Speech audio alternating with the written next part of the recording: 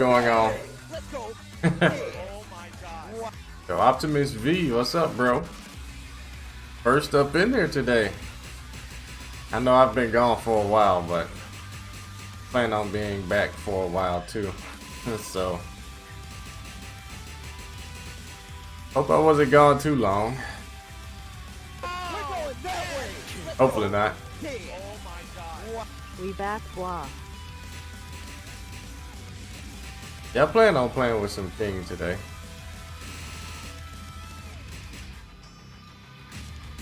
Want to practice this real ugly combo. Get ready for the next battle. Yo, can you see him? What's up, man? One of my channel members. Yo, I'm glad you liked that video, cause it was it was super cringy. What's up, Jacoby? Yo, thanks. Hold on. Thunderpants, 21 months. Thank you. Clicking. Oh boy.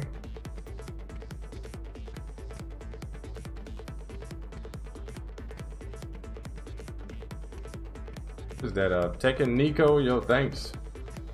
I still don't quite understand Twitch as well as I should, but geez, you know.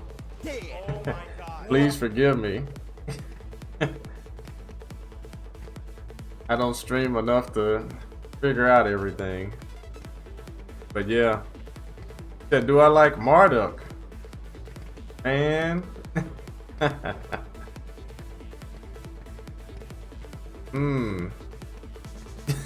Yo, Chell's in.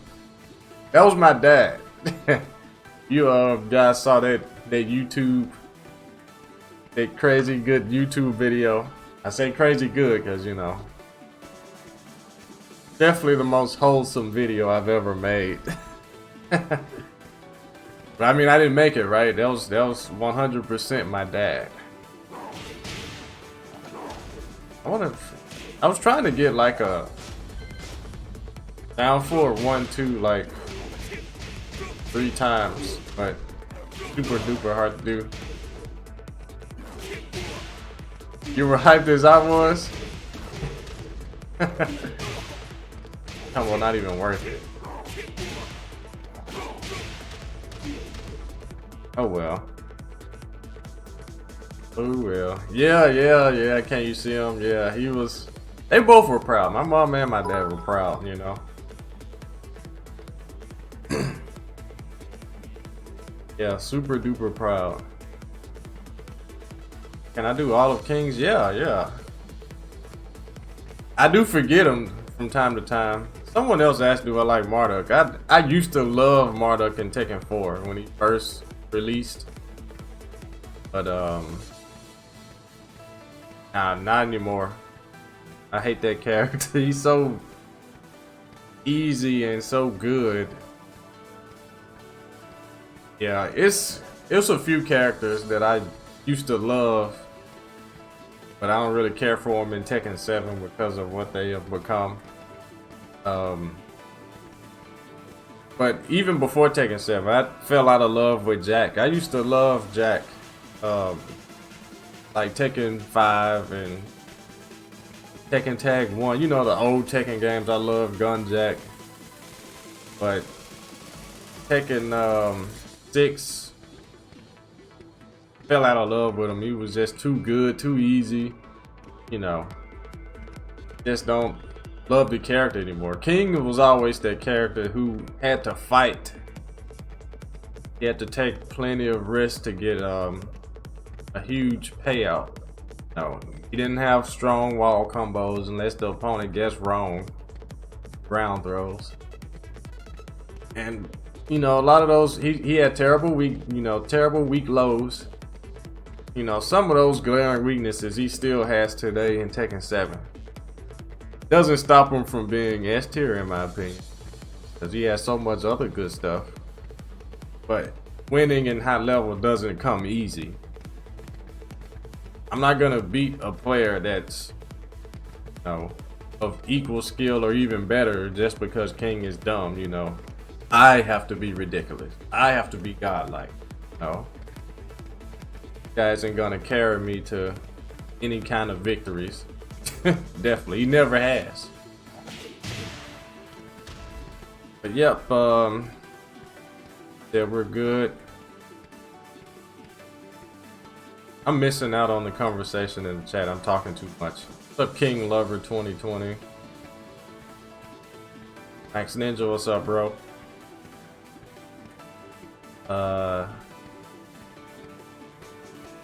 Lucky Chloe. Nice. New to Tekken. Taste of the Goofy. What does YT mean, chat? I don't know what it means. Someone tell me. Someone please tell me. I've seen like YT a lot. I always thought it meant YouTube, but no. Uh-oh. Let me fix something. I got my chat box in the wrong spot. I'm just not noticing that. I haven't streamed this so long. See, what I did was I had it over here last time I streamed, but I put it like over here with me. I put the camera on that side. So I like switched them around to do like a YouTube recording, but I forgot to put it back. Such a klutz at times, but let's see.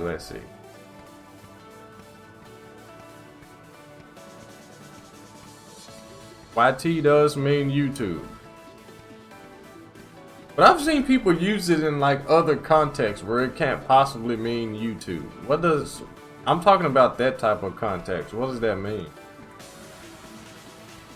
Okay, so the Goofy's YouTube. Okay. Is that that's your YouTube channel?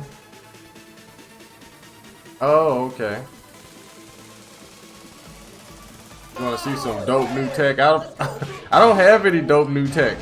Good friend got me one of the giant Unfortunately shirts. not. Shout out to my man CJ. Yo, someone got you a giant swing shirt. Yo, that's what's up, an old lady. Yo, that shirt, this is a dope t-shirt I'm wearing right now. You can cop it. I got plenty of leaks. Just type the command for t-shirt to take you there. If my cloud bot hasn't already posted it 1,000 times, but definitely go and cop it. The dopest shirt I ever released to this date. I love it. But that's one thing, guys, and I hate to give scumbags publicity, but there are some copycats. And not just one, there are a few, and they're on Amazon. So if it's not made from me, Lil Majin, if it's made from anyone else, any kind of deviation of my name, don't buy it, please. If you want to support me, not the fakey, not the clones. Yeah. People are crazy, you know, but you know, it makes me feel kind of good though. Makes me feel kind of good to see that people are like stealing stuff. Can you show me all of your king grabs? You mean my favorite grabs, because all of the grabs are right here in the move list, my friend. Just go up. He's got a ton of them. But this is a pretty easy one. My favorite, right here. Right on the shirt. Right on the shirt. Got the command and everything. Yo, hello King Lover again from Pakistan.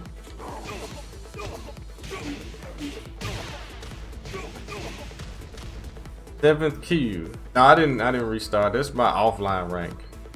No nut to ninja, yo, thanks. Oh, I see Twitch is has updated. Donut to Ninja, yo, thanks.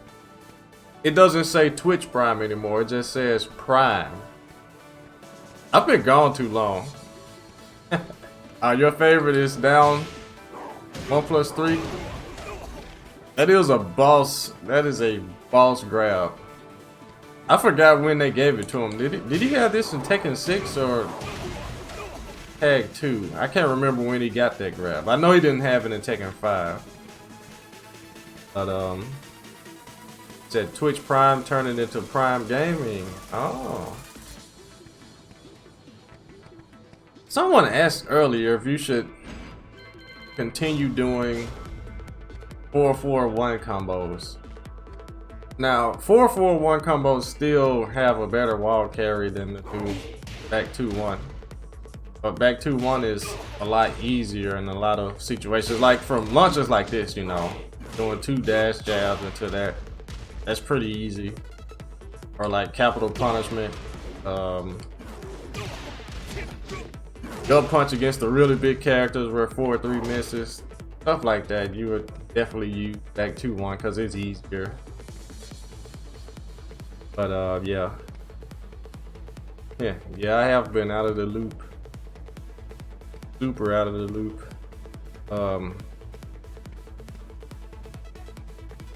It's been almost, but it's only been what, 2 weeks? About 2 weeks. I've been do you dash before? No, Chelsea. You dash with the jabs, but after the jab, you don't need to dash. Just do back 2-1. I had it recorded to do stuff. Yeah, I've been gone for a while, but I've been trying to figure out ways with this full-time content creation to, you know, make some more dollars with, you know, less time spent having to consistently grind for subs on Twitch and such like that, you know, without offering you guys a whole lot of value. I feel this t-shirt right here is a lot of value, so go and cop it now. Yeah, I need to work on my advertisements, but yeah, you guys know what I'm talking about. And uploading crazy oh my goodness, I have to show my parents that video. They haven't seen it yet, guys. The good old YouTube silver plaque unboxing video.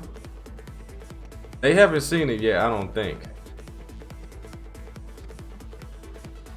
Yo, Arso, thanks for those 2 months with Prime, using your Twitch Prime. I mean Prime now, I can't say Twitch Prime no more.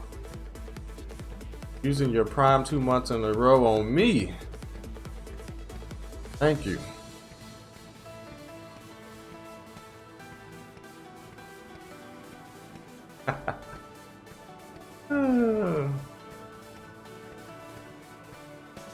Fox Gaming, sure. Just send it to me as a whisper.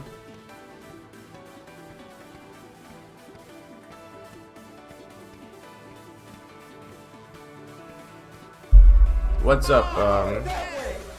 That long back 2-1 combos make. How's it going? Yeah, it does. Yeah, 4-4-1 recovers so fast compared to this. Like it's really hard to get to Shining Wizard if you do like a long combo into it. But I'm just talking about the simple stuff. Even like a simple, I've seen people even do this combo. You know, it's weak sauce, but hey, if you're getting more damage, you know, that way instead of like dropping a combo, you know, do it. I'm with it. Looking in the eyes. Oh, you guys like when I look you in the eye? Yo, Gambino. It's weak sauce because 4-3 is weaker than 4. Like all the scaling that comes after it is just weaker, you know. It's almost like doing a jab or something. But dry, it works. Because I'm sure you guys have seen a ton of my match videos on YouTube where I go for a hard combo and I drop it, the opponent gets up and kills me. You're probably like, man, why didn't he just do forward 3, 1, 2, back 1, 2? Get the wall carry. And get 73 damage. That's punishable on hit. I hate that. That's so crappy. You guys know that? Like if you, okay, so 1, 2 into chest bump is super inconsistent. And if you're like on the side of the opponent, it's even more inconsistent. 1, 2 instant while standing for, you know, execution. That's a lot of execution for like a 12 damage kick. So this is like easy, same damage. So that's the thing, King's wall combo enders, that's something that I would like to see addressed. Only if they're like planning on buffing everybody like in a ridiculous way in season 4. Now if season 4 is all about toning down, getting people out of these ridiculous damage wall combo enders and like combo damage in general, then leave King the way he is, okay? I'm fine with that. Leave him the way he is. But if they're going with like more absurd season 3 style, you know, covering everyone's weaknesses, then King's, his only like big detrimental weakness is that he has the weakest wall combo ender in the game. It's like no cap, you know. Does moving in place affect your character's punch, right? Back 1 counter with. What do you mean the back 1 counter, Snow what?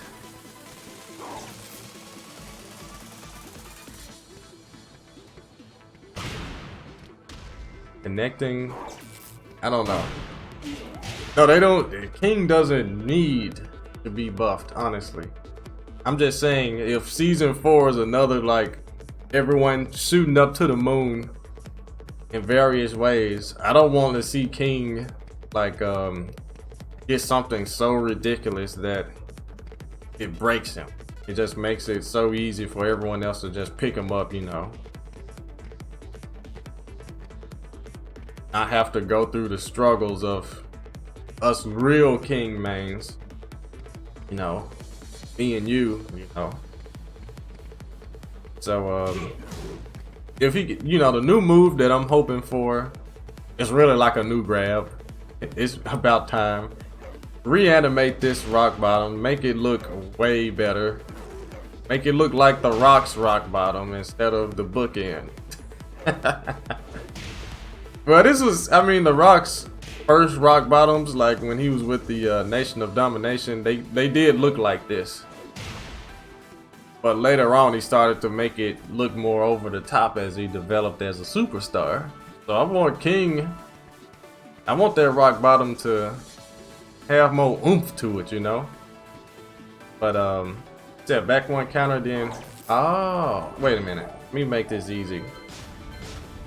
So the easiest way to get back to 1 connect, like when you're doing 4 or forward 3, you have to do a little side step to the right.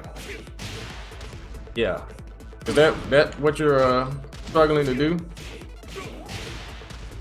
Because that combo is not gonna work if you just dash forward and do it. The back 2 is gonna miss. Either back 2 is gonna miss or the 1 in back 2 is gonna miss. So you have to side step right, get on the opponent's left side just a little bit and it'll work.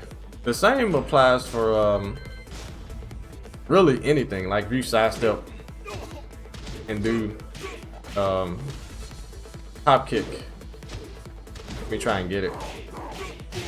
It's more of a left axis thing, your opponent's left side, so you have to sidestep right.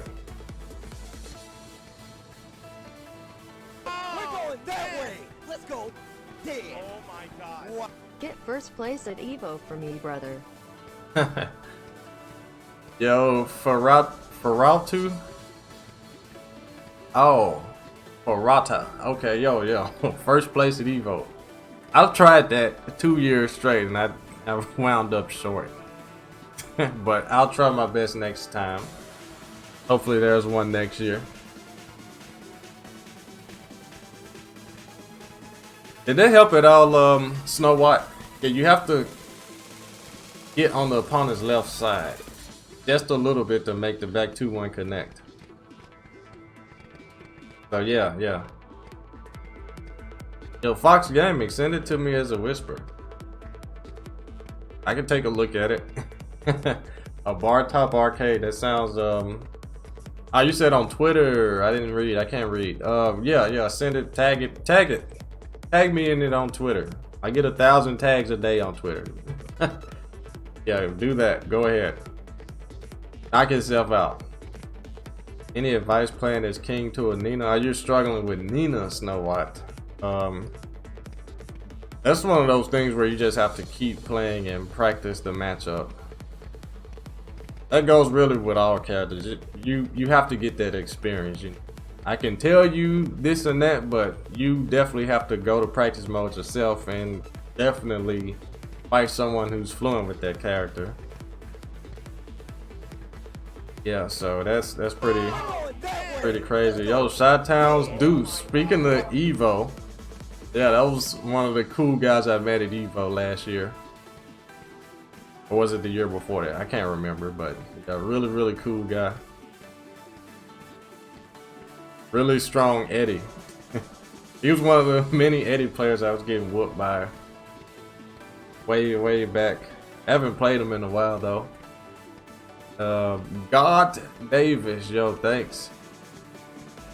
Does the giant swing shirt give you any in-game power-ups?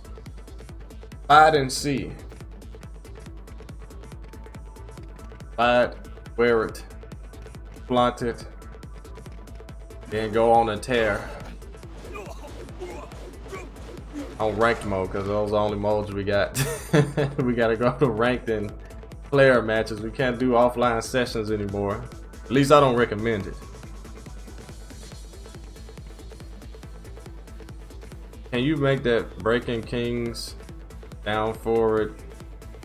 It makes them punishable. See, I didn't even know that because I never use this throw. You said it's punishable. I'm intrigued. That that just adds to a list of things King is punishable on hit with, you know. Does jumping place what are you talking about, One Navius? Jumping place affect your character's punch? What is that? What is that question? I'm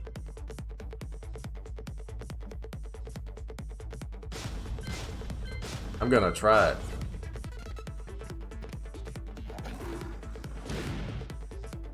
Are you talking about the initial grab?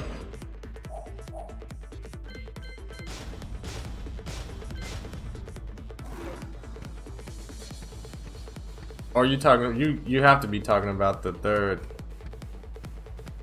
like the third chain if they break it from that throw.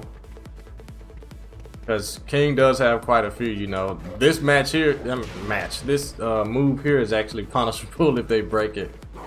It leaves King back turn. Alright, Fox Gaming, I'll take a look at it.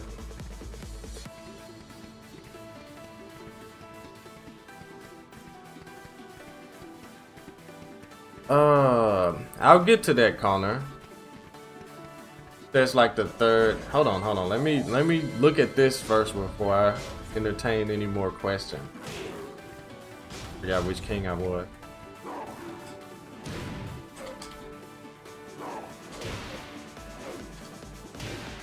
We'll just do the whole thing.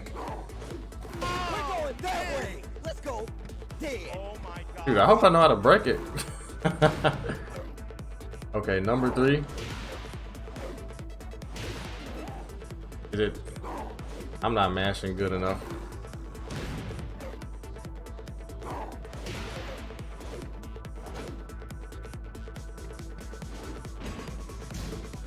Wait a minute. Is it that one? Negative 28, but with Wait a minute, let me mash. I'm not mashing good enough.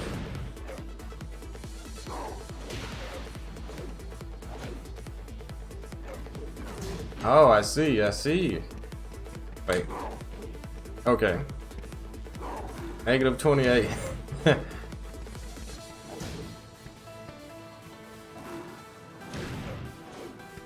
Whoops.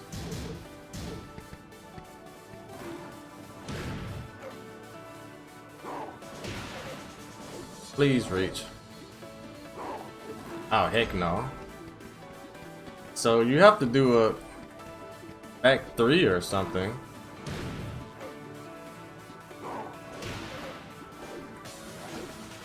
I'm gonna do.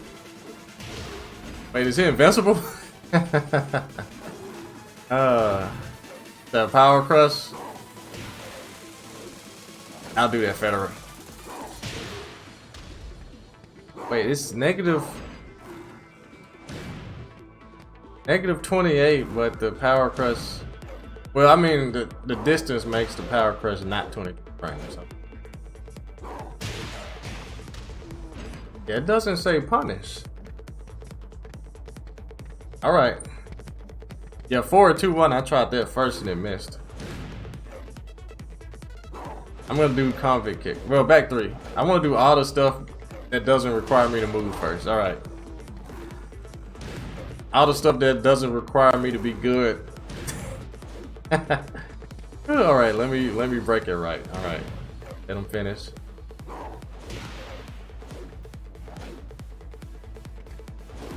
Oh my goodness.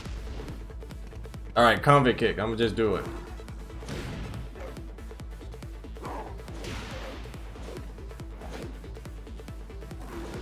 My goodness, the timing is just so, you know, so hard to do. I don't know when I recover from this. Wow, but King is so far away, it's hard to actually punish him. And you don't know when you're gonna recover. Yeah, that's super hard to do. I'll have to really practice that. Yo, alright, so one Navius. Does King's idle animation affect his punch range? Yeah, I mean, if you're sitting here as opposed to dashing, you know, of course. But nah, it doesn't. It doesn't. Everyone's idle, as you can see, the distance between you and the opponent is gonna change. So whenever you input the jab, that could definitely affect the range of it. Especially right here when he bounces forward, you know. That's obvious. I thought you were talking about jumping, like King's jumping neutral punch doesn't knock down, but Armor King's does. Like, why is that a difference? But this punch actually used to knock down in tag 2. I don't know why it doesn't in this game. King got nerfed because it used to wall splat. Shrug. What's up, Jolter? Long time no see. I guess you could say the same about me. What does King Irish Whip have? Quite a few extensions. It's got the, well, idle is that's considered an extension. No, it's not. But 1+2, you mash it, of course. Leaves them right in front. This one here guarantees back 1-2. Against most characters, back 2-1 is free. Against the wall is free against everybody. 3+4. This is a 3+4 break as well. A lot of people don't know that still. And this one here. So yeah, he has 4 different breaks. Crazy. But it was really more than 4 because the initial break too, you know. What's up, Sean Monk? Okay, Koner. There was a question you asked. Let me go up to it.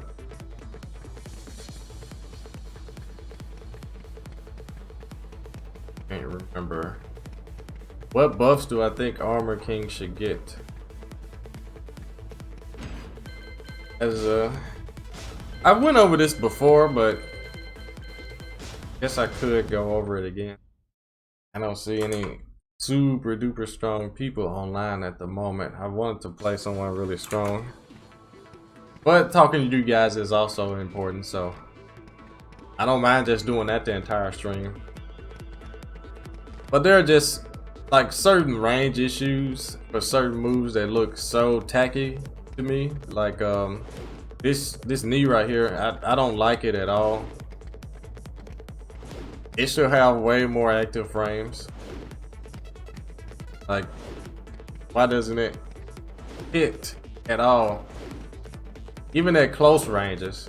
That's just ridiculous to me. His old knee from Tag 1 and like Armor King, King's knee from Tekken 4. Remember he used to have a high knee where he put his elbow up when he jumped real far? That one had a lot of range, but it was a, you know, kind of useless move. But this one here is a joke, you know. You have to be at super close range to land this move. The payoff is, it's alright, you know. It's not bad for a safe mid. I just think the range on it is just crazy. Certain moves, I don't know why they're punishable. Like 442. Why is it -11? No. Yo, Sosa. Hopping that T.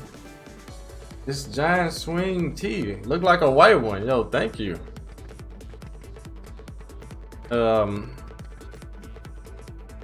All Rising 2 doesn't do anything on regular hit. Why is it punishable? Why is it, what, -12? Well, it used to be -12, but it's still -10. Like, come on. Yeah, it's a counter hit launcher, but I don't know why it's punishable. You know? How many other characters have quick, safe counter hit launchers, you know? But that's neither here nor there. All right, 1000 boy, you have a great one. Thanks for tuning in as usual. Down forward 2. That's like, now this move here, I don't know why it's so punishable. At most -10, but make like the tracking on it a little bit better. It can stay punishable, but the tracking is so bad it doesn't warrant it being punishable, you know. But you know, that's just me. And like the ability to sidestep him even when he's at, like, look at this, +7. Hold on, I need to be able to go to a different character. Let me go to Zafina.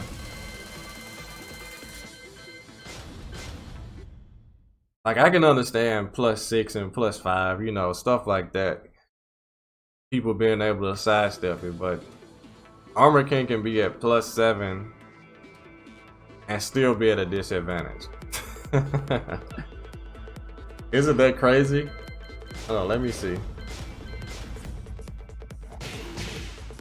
Well, not that move.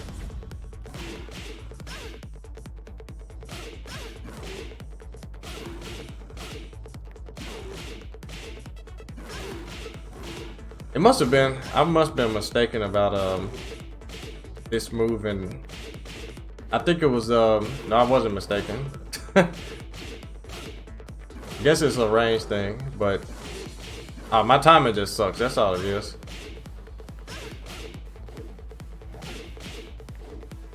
That's just crazy. He can't even throw out a down 4-1 against someone who's like really good at sidestepping. Let me see if I can get a punish here.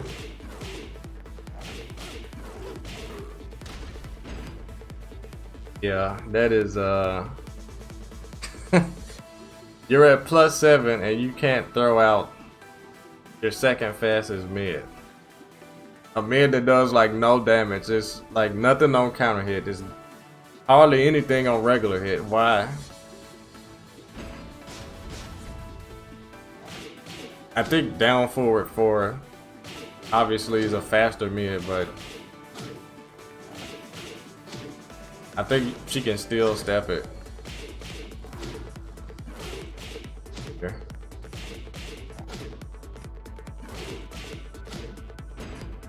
Well, I guess that's the only thing. So you just have to do down forward 4. That's the only thing you can do to stop your opponent from trying to oppose you. The frames and tracking used to be a lot better than this. Crazy.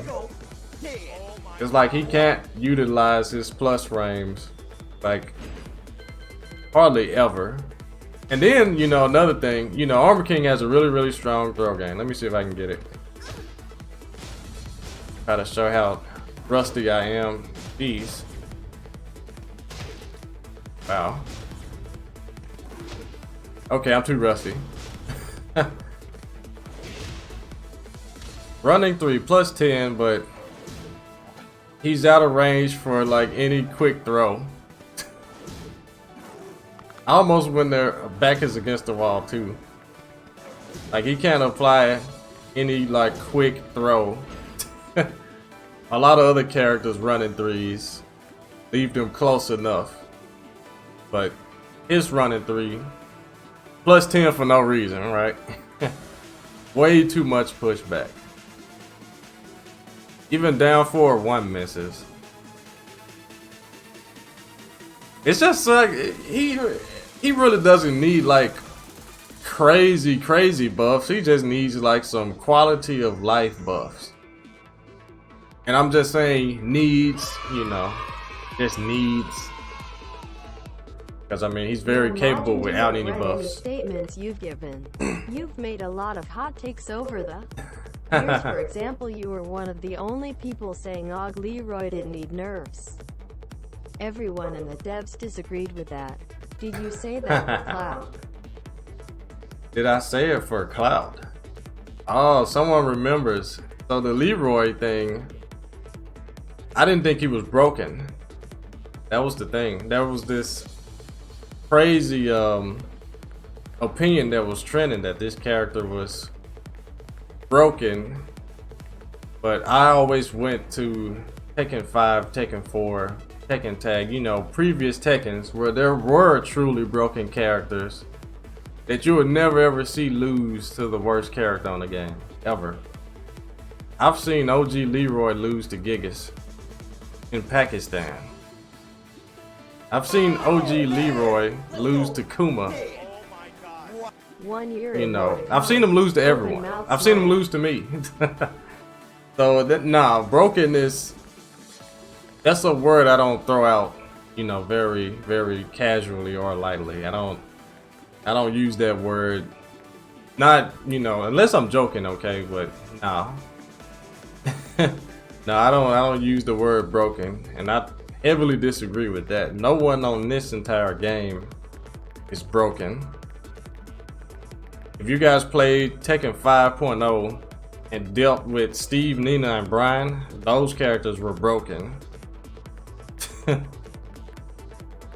Yeah, that was what broken looked like. Tekken 4 Zen. Come on now, people. Nah, I don't do stuff for clout now. Nope. But yeah, Armor King, very in need of some quality of life buffs. It isn't too many of them.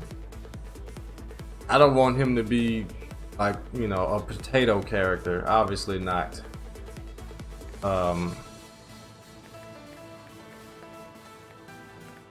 Make that knee, like I said, crouch dash for more active frames on it, so it'll kind of fit and make sense with the animation of the move.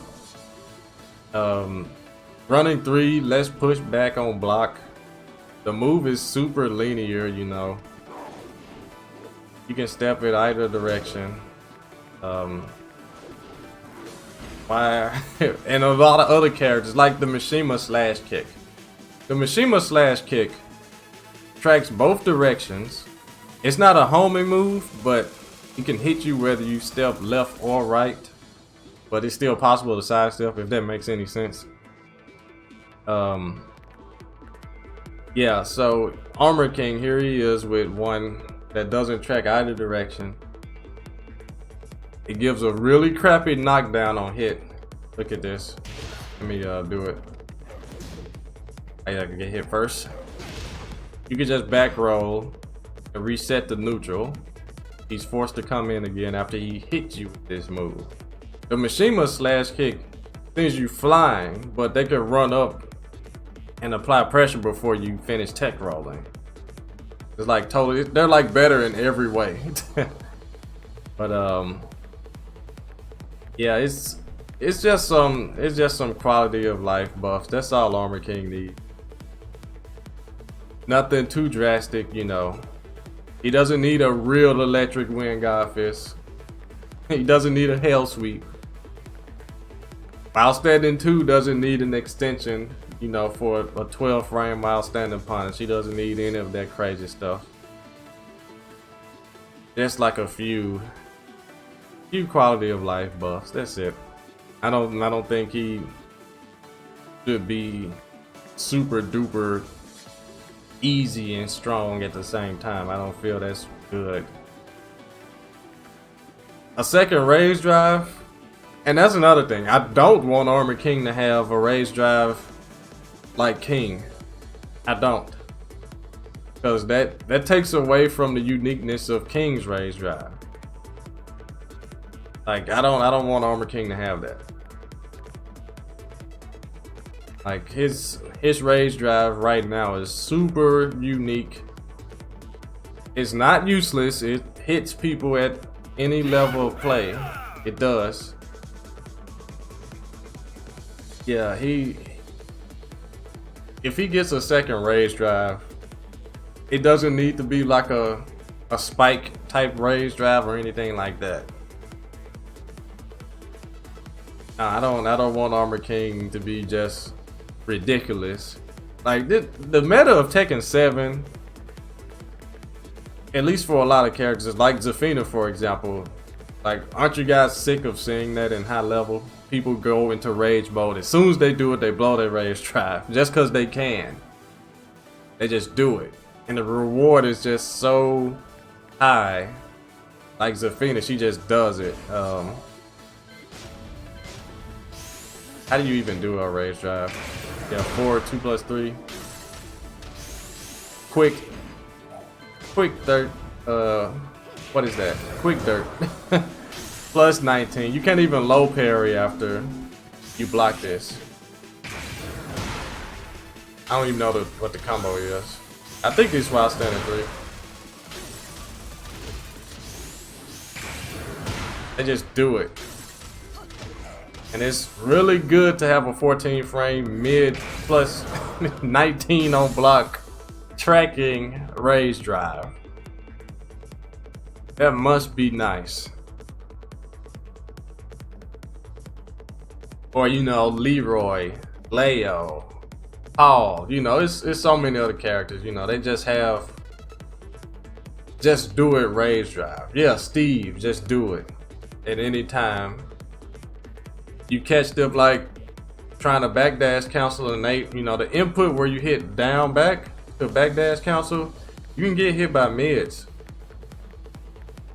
And me personally, I've been caught trying to backdash cancel against Steve and just get hit by his rage drive. It's like no risk at all to the rage drive, you know, no risk at all to the Steve player. Just throw it out.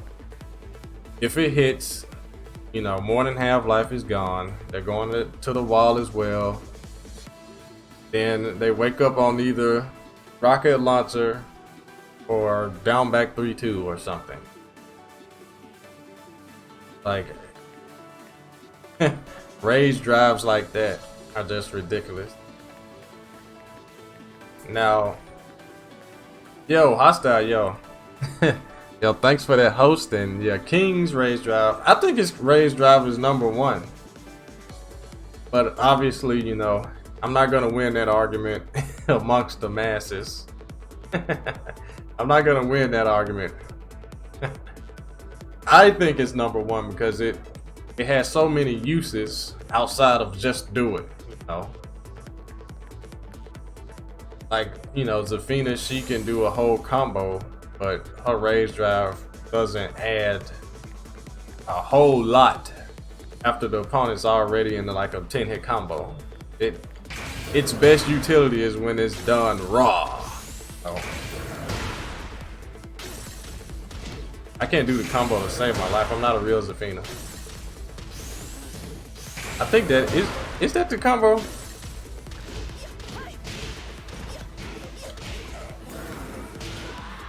Yeah, 84 damage off of something so mindless. Just throw it out and reap the benefits.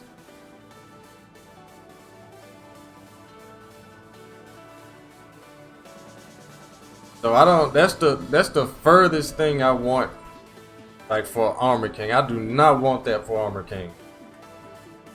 He wouldn't be as fun and unique to play if he had like a 14 frame rage drive. You know, he smashes you down real quick or something. And, you know, same as King. So then it'll be like, why play with King? Yeah. A throw rage drive? I've thought about that, but like, how would that work? That would be something that a bunch of people would complain about. Like, you know, certain things just wouldn't work. So think of it this way. What if there was like a throw rage drive and it's like 10 frames to break? It's like 10 frames to break. Really, any way you can think of it, it's going to end up sucking. It's going to end up sucking. So that would not be cool. Like Armor King's tackle or something. Like, if they made it a rage drive, unblockable, all that, then people would complain that it's too slow. It needs to be done from a stance. If they buff it, then it'll be broken. Then they'll nerf it to crap and we'll only have that rage drive. So, I mean, I think any way you implement it, it's gonna end up sucking, Sean Monk. Like, oh Lord, if it's unbreakable, people, Twitter, YouTube, you're gonna have the main man and, you know, everyone under the sun is gonna be making, you know, these nice 15-minute videos showing how broken it is, and, you know, people on Twitter, Reddit, everywhere, they're gonna complain. Harada Nim, they're gonna look at the move and nerf it. They're gonna nerf it. Then it's gonna suck. And then that's what we're gonna have. We're gonna have a character with not one but two mediocre rage drives. So no, I don't want to throw rage drive for either, no character on the game. Because I don't this era that we're in, if this was like a back in the day, maybe it would have been a cool addition, but with this era that we're in now, and you guys know exactly which era I'm talking about, no, I don't think that would fly. I don't think it would fly at all. Thanks, Black Drum, man. This stream is so bare bones, dude. Well, I'm glad you guys love it. Yeah, new animations. Those are always welcome. I'm on the fence about that move being reanimated. This is such a old Tekken 1. This is a Tekken 1 grab. Armor King has a couple of them. Tekken 1. That isn't Tekken 1. This is Tekken 2. Because in Tekken 1 he had the same knee bash as King. Tombstone, still Tekken 1 animation. But you can leave the tombstone as is. I like the old school tombstone. Is this for a video? I mean, I might upload it. I don't know.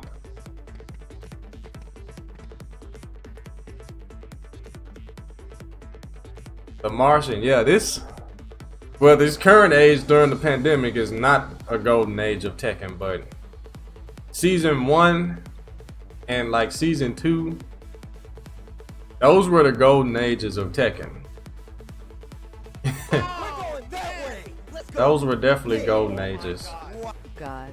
As much of an old school guy I am, because I came up, you know, in that era.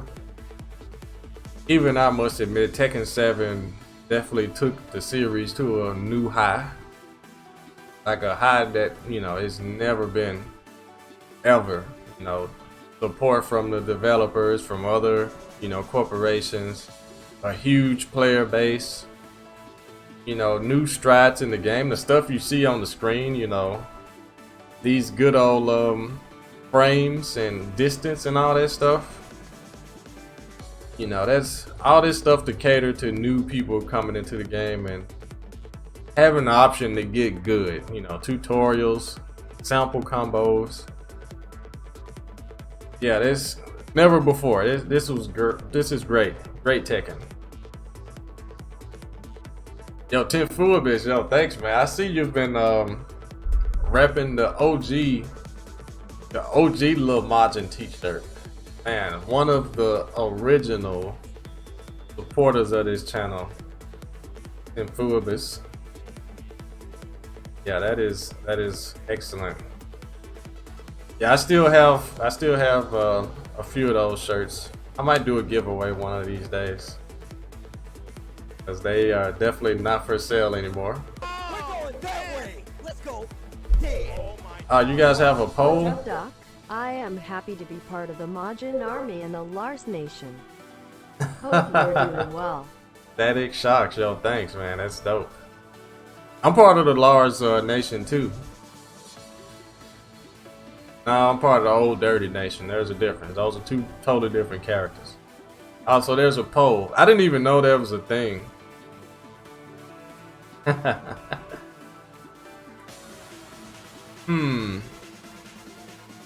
I can't take part.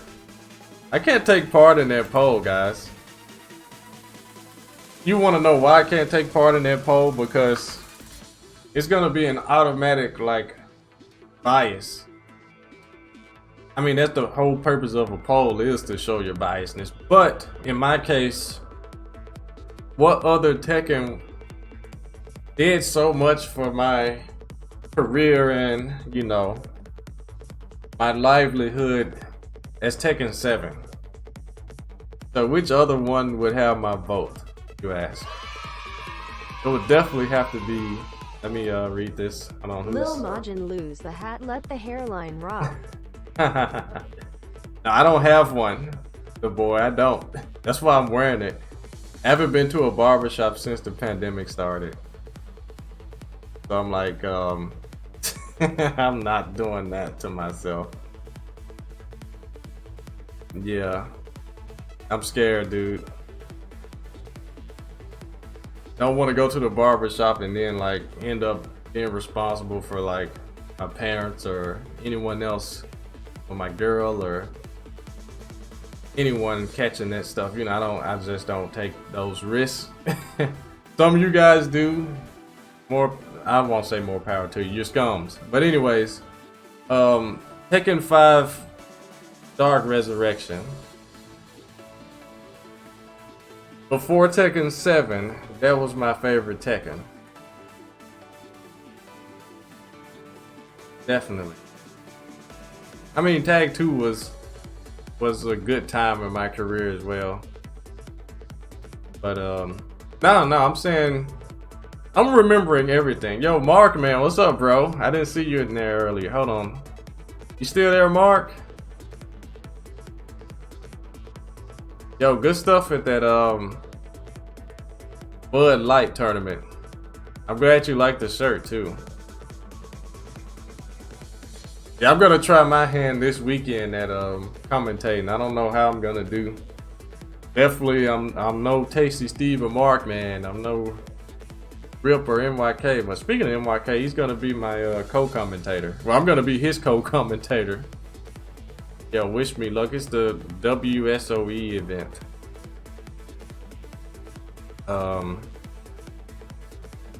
Nice to get the player perspective.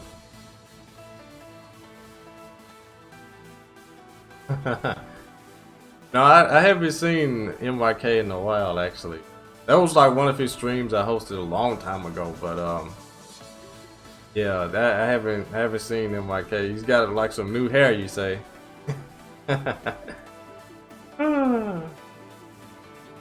But that's gonna be fun. Yo, oh NYK, are you in here?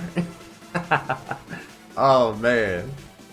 Yo, I'm gonna do my best, but I know you're the hype man and the color commentator. I don't know what kind of commentator I'm gonna be. I'm just gonna talk. I'm gonna talk what I can. I'm gonna try not to go too crazy with it. First time and all. Samurai from Seattle. Yo, Rex Regan, I'm glad you think so. I'm really glad you think so.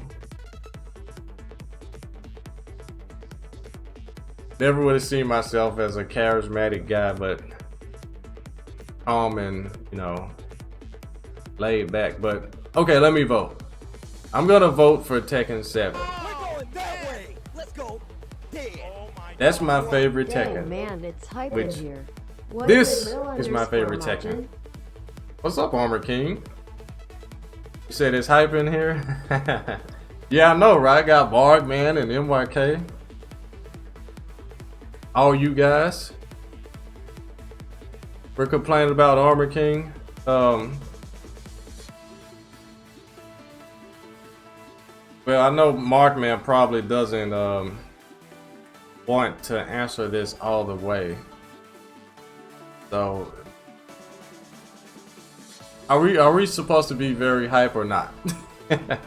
About this huge season 4 balance patch. Also, just for clarity, is like the big patch gonna come out before or at the same time as the season 4 and, you know, the season 4 season pass? Because I've been under the notion that that the patch gonna come out with season 4. But I saw how Rada did mention that there was gonna be one, but I don't know. Yeah, you can't say anything. People champs in your 9 king.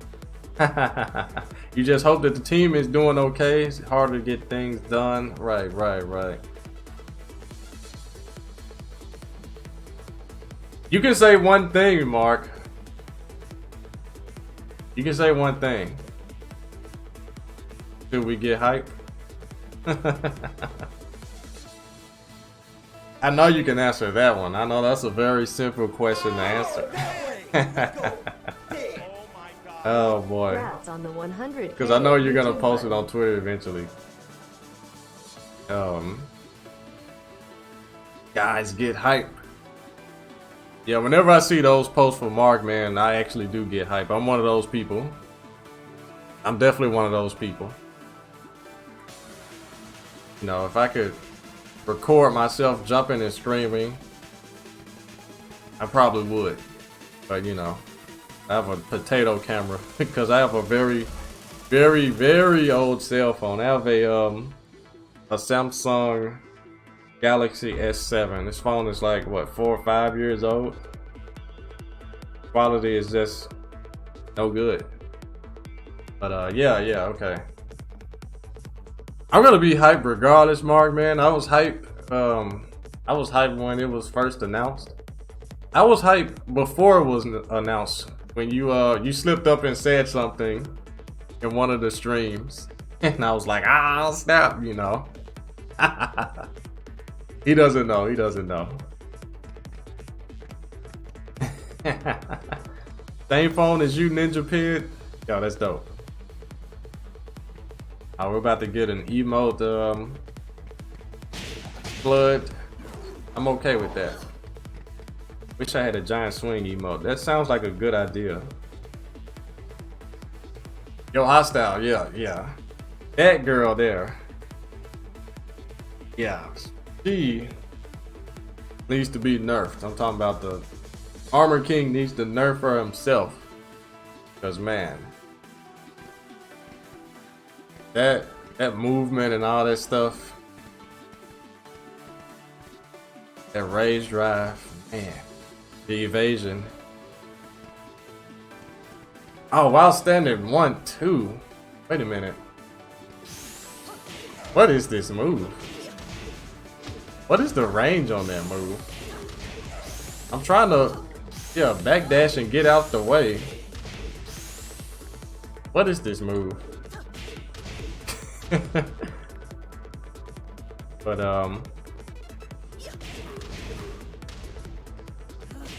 yeah, it's very nice that it's hit confirmable too. Yeah, that's pretty nice, isn't it, chat?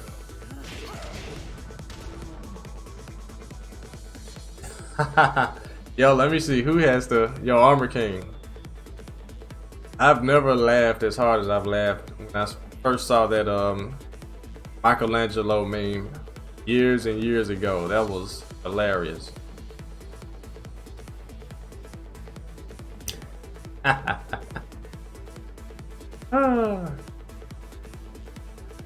Yo, shout outs to Tim Fubis. Love you, bro. What's up, Jumanji?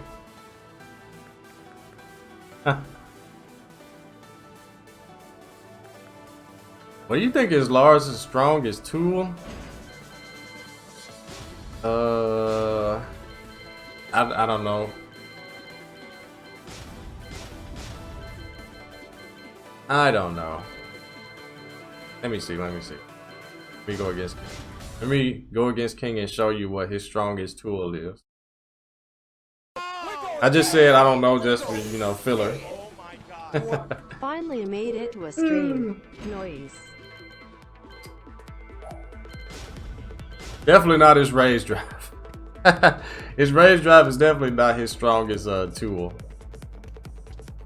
But from me and most of the guys here in Memphis, except for Big Majin, I'm sure Big Majin probably would disagree. But Lars' strongest tool is obviously his punishment. It is like nothing else this character has comes even remotely close, like, to his punishment. Like nothing. That tool can ensure him wins even if you play super duper lame. But a lot of Lars players do not play super lame. They don't just sit and wait. They like to take risks all day and they die for it, you know. But yeah, he has arguably like top three punishment.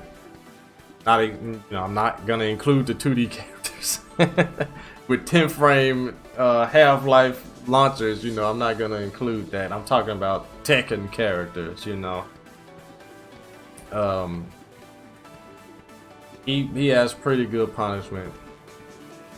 You know, 10 frames, 20 damage.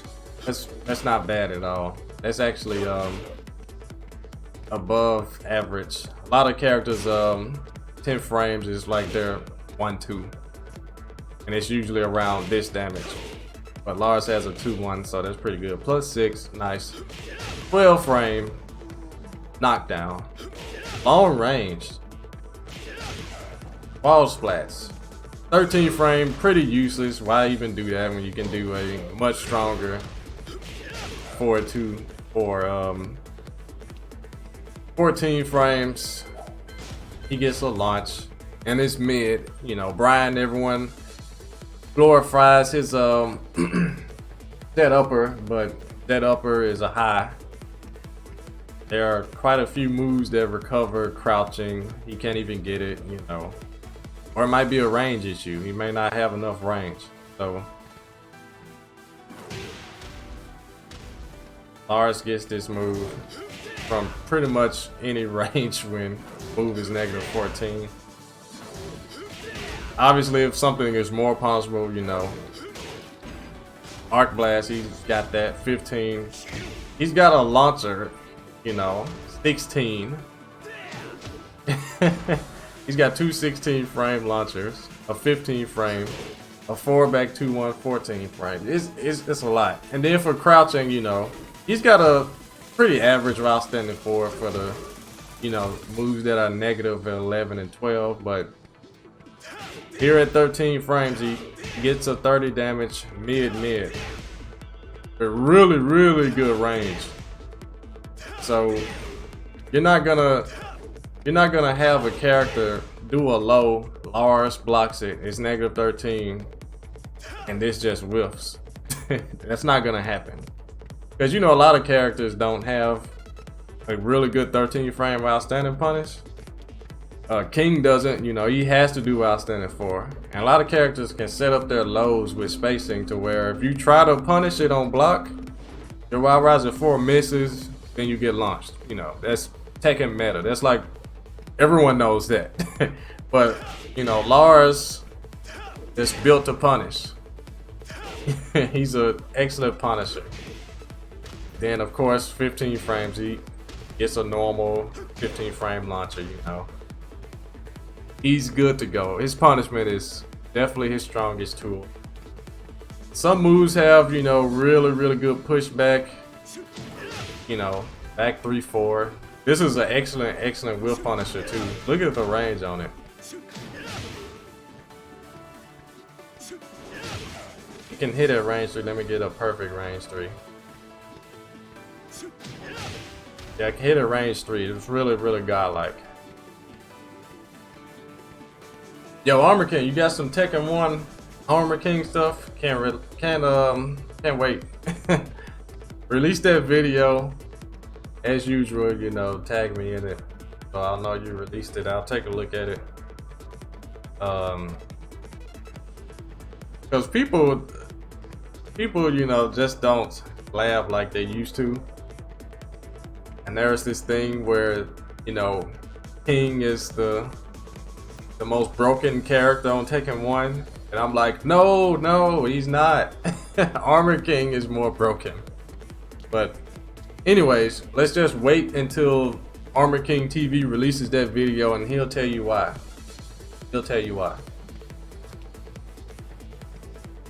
What clip is it? Jumanji with the moves. Okay, let's take a look at it. Hold on, let me see. Let me take a look at it. Be watching this. Yeah. Can't go for the usual stuff. Yoshi, a very tricky trickster type of character, has flash that's faster than a. Oh my god! Let's start this over. Be watching this. Yeah. Can't go for the usual So you stuff. can still hear Tekken, that's okay. Tricky trickster type of character, has flash that's faster than a. Oh my god! Stop it! Jesus! Down! Oh my! Stay down! God, low, yo! that. Oh my goodness. Yo, Jumanji, that was godlike. That was a Yoshi round. That's what they call, you know, insert character here round, where they just do everything and it hits. That was the Yoshi round.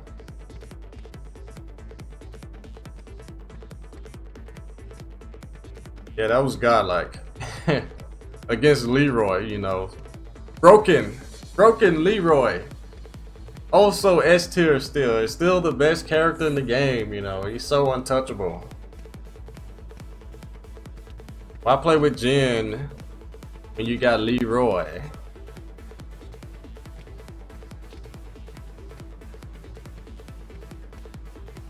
Yo, what is that? I gotta zoom in to see. Looks pretty cool. What is Armor King doing? I can't make it out all the way, Armor King. You disagree with those statements? Yo, Deswe. There was this guy in the stream earlier. He donated $10 to say, "Don't you regret," you know. Oh, here he is again. Majin, how do you feel Okay, about let's see, let's Kuma see. 10 frame launcher DP demon flip setups down 4 in rage? Art. Also, could you show me how you punish Akuma's rage art with King? Please. Well, before I answer that completely, I've never ever punished an Akuma rage art because I've never had one done on me this entire time. Not outside of a combo.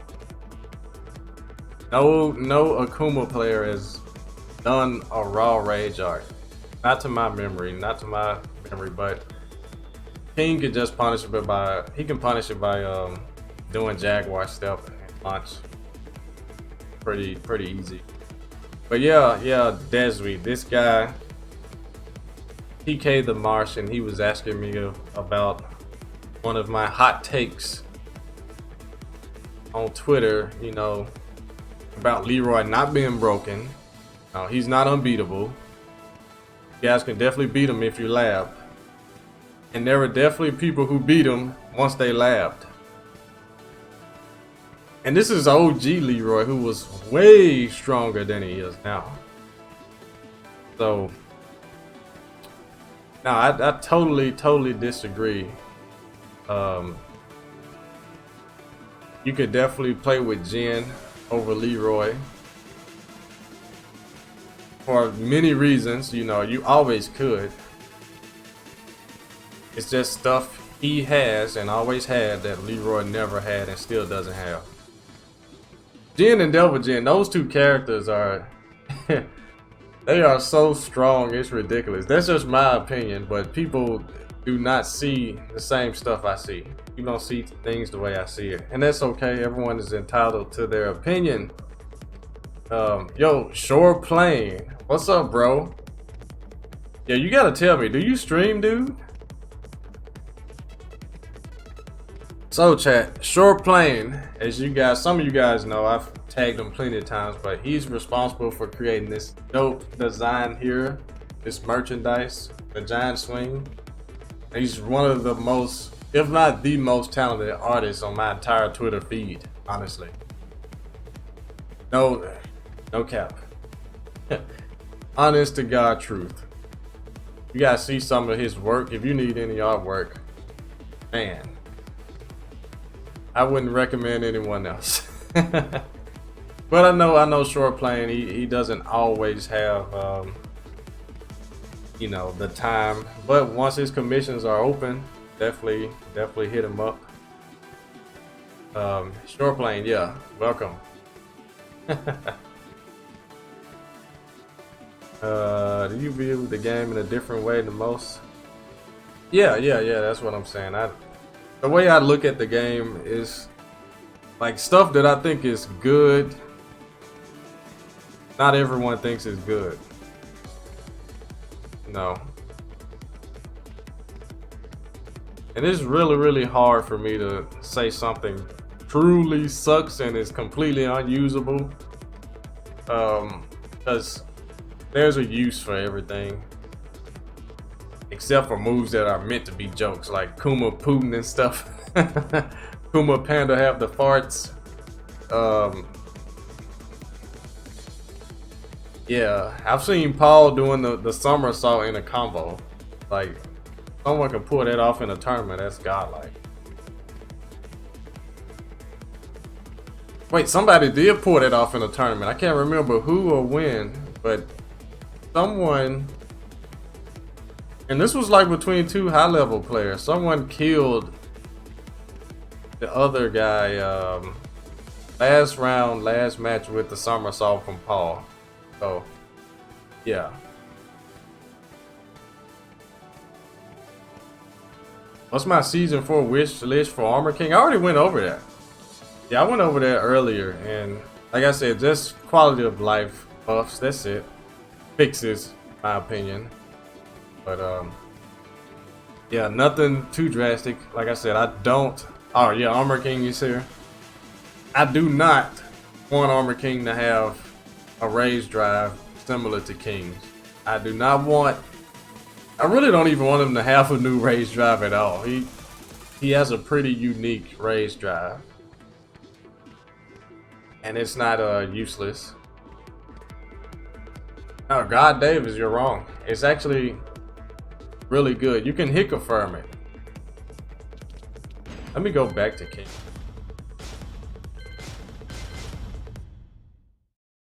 Yeah, King's 4421 is, it's not useless. Mainly because, you know, of course you can cancel it, but on block +2, and they're recovering crouching, so their fastest attack outside of a, you know, down jab is gonna be 11 frames. So you can kind of say you're +3. Hey, Majin T7 is my yeah. first Tekken game. You could use it after I saw your Evo 2018 run. That's Also, Slick CB. Watched one of your videos the other day and heard you're from Memphis, and I am as well. Thanks for all the tips and tricks, man. Yo, Slick CB, you're from Memphis, yo. Even though I haven't cared as much as like being this grand Memphis ambassador to get people into the scene, I still kind of do. So send me a whisper so I can at least know who you are when this pandemic is over and all the guys start getting together and having offline sessions again. I'll definitely hit you up. But yeah, I'm glad, I'm honored. What's up, Mick? Yeah, Armor King, yeah. Yeah, I don't want him to have that raised drive in any fashion. But it's totally up to, you know, the team. But Markman, yeah, 4421. Yeah, that J King refloat strategy. You have to use this move to do it. But even outside of like resets and combos, it's super duper hit confirmable. Like you should hardly ever like just do the move as fast as possible. Just do it. You have all the time in the world to hit confirm it. You see that? Oh, it hit, you know. Just do it. Practice that hit confirm. It's actually not that bad. I don't use the move enough. Do it at a hot wall splat, 4-4-2-1 into some back turn tricks too. Yeah, I haven't really used that. The only time I used that move a lot was in tag 2. After like a balcony break, you land and both hits connect. It was like his strongest thing to do. But yeah, 44 damage, natural combo, hit confirmable. Nothing to scoff at. Free, down 3 or alley kick, whichever one you want to. 4-4 neutral 2 if you're really good with execution. Oh yeah. Yeah, Static Shocks. Yeah, Memphis is pretty good when it's good. I'll say that much. Yo, Chin Whiskers with the 31 months in a row.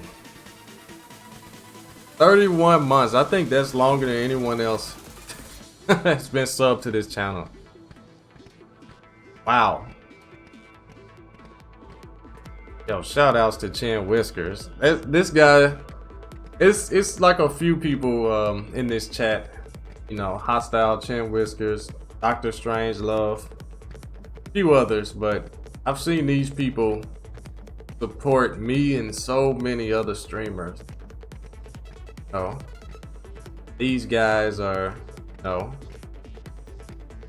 excellent to have in this community, especially.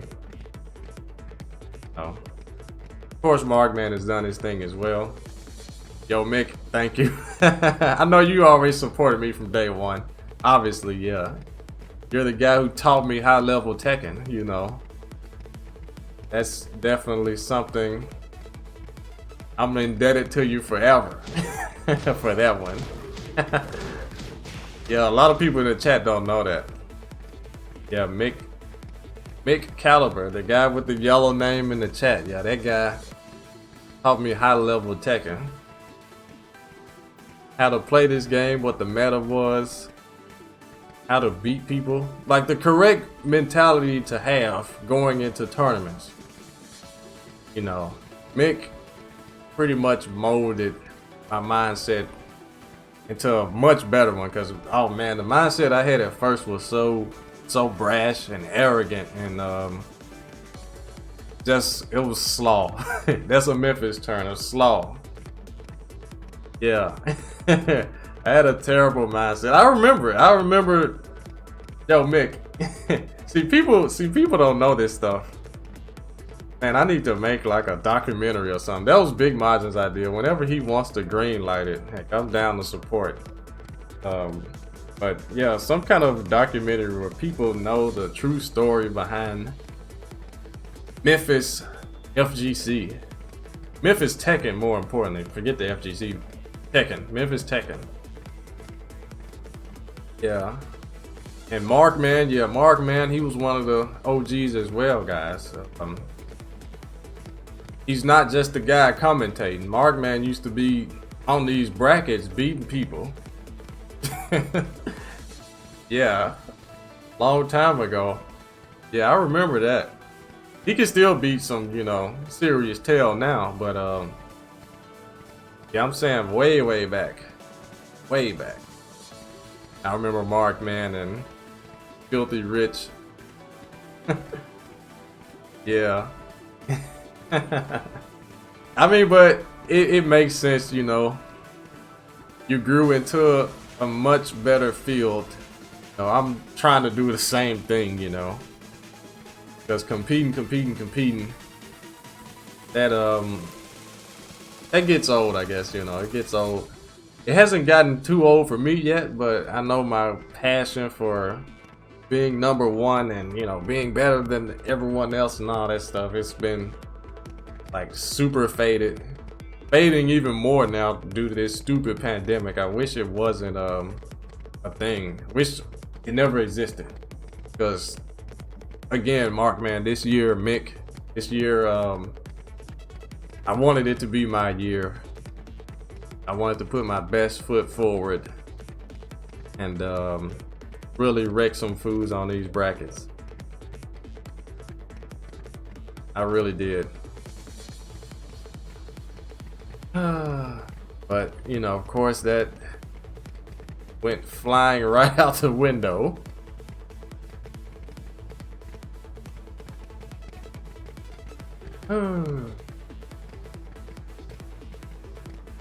Yep. Saddening.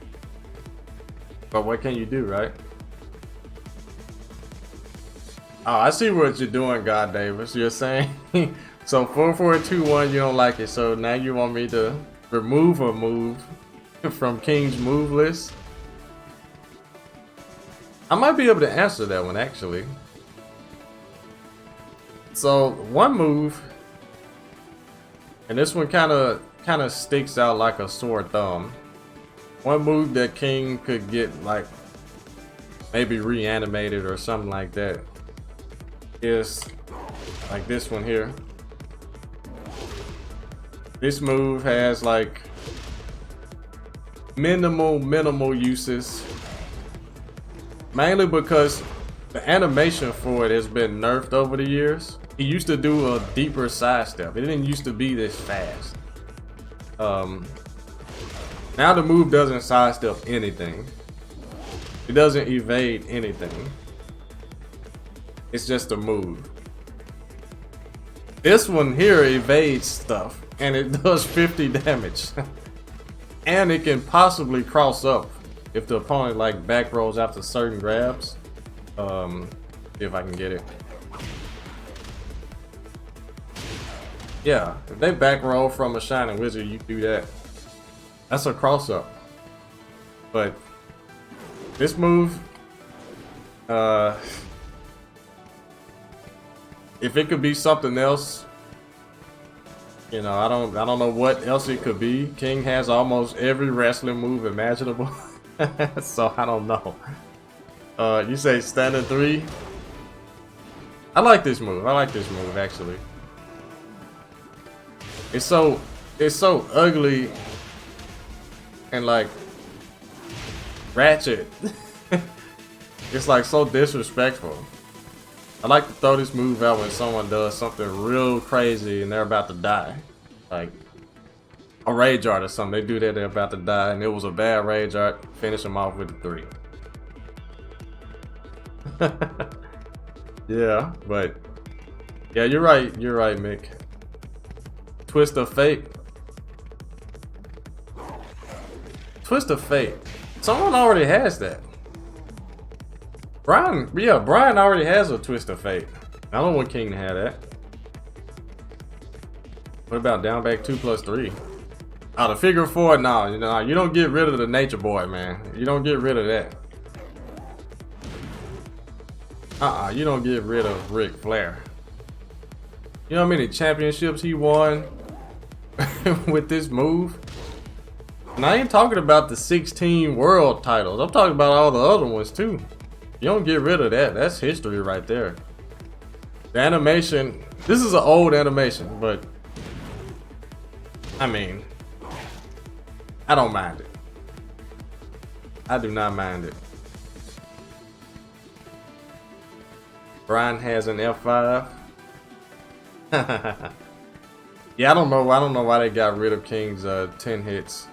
He used to have the most in the game, but now he's got like 2.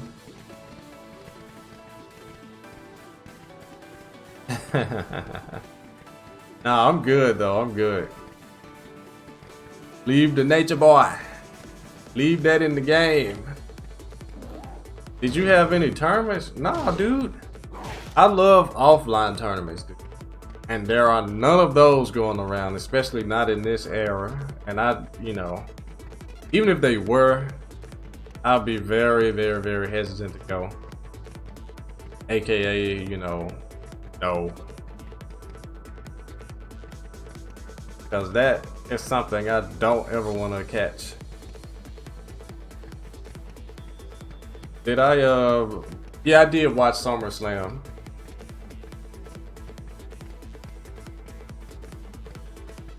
Yo, let's talk about SummerSlam. Maybe put down the controller and just talk about that, because some of you guys don't know I'm an avid like wrestling, mainly WWE fan. I do watch AEW from time to time, but the heart is with WWE because it has provided so many countless great memories.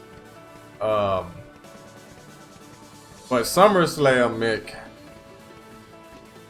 it was not good. It was not good at all. Yo, Federer, at checkout, it should be listed in the country drop-down box. But if Saudi Arabia isn't there, then it's unavailable. And that freaking sucks. I hope it is, though. I have to check again. But yeah, let me know if it still doesn't work. There might be something I can do. Yeah, SummerSlam, I did not like the finish to Drew McIntyre, Randy Orton.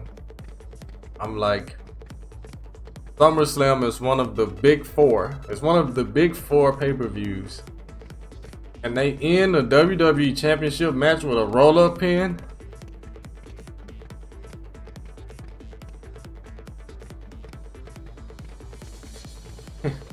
Between two guys who seemingly don't like each other in real life, with a really good feud built up. So many good promos from both of those guys where they're using like real life stuff to the other's detriment. Drew McIntyre getting fired, Randy brought that up, Drew brought it up, Drew brought up Randy, breaking so many rules and policies and still getting saved. All of that stuff is very important, and so important that they decided to end the match with a roll-up pin. Yo, James, thanks for that hoodie purchase.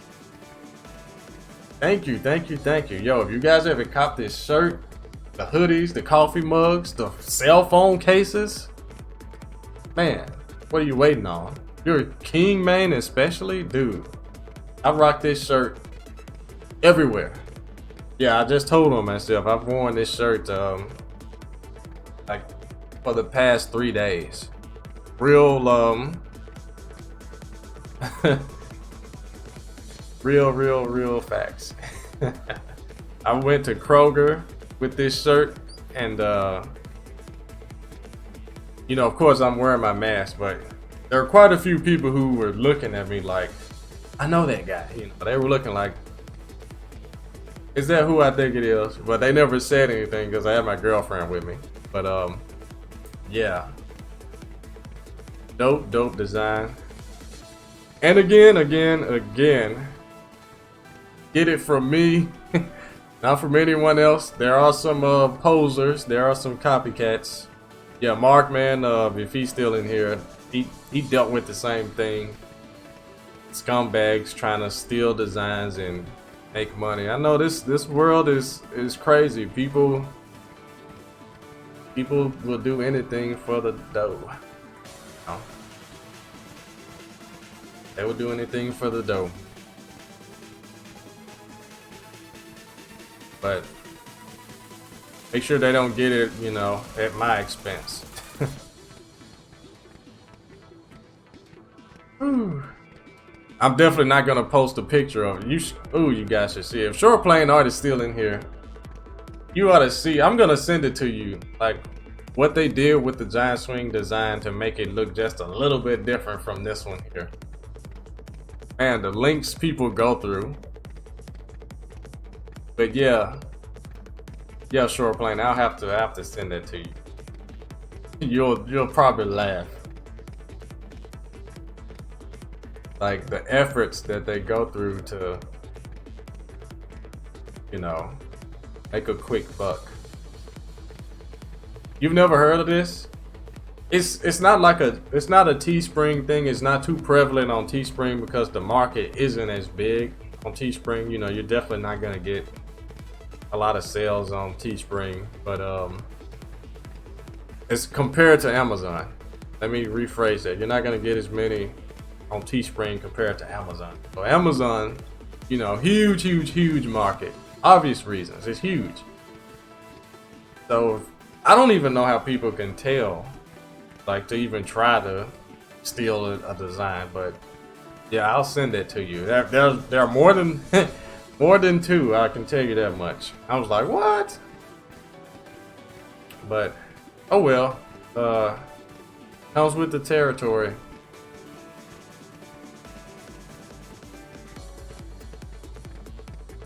Ship to Asia. It's supposed to be available on Teespring from Asia.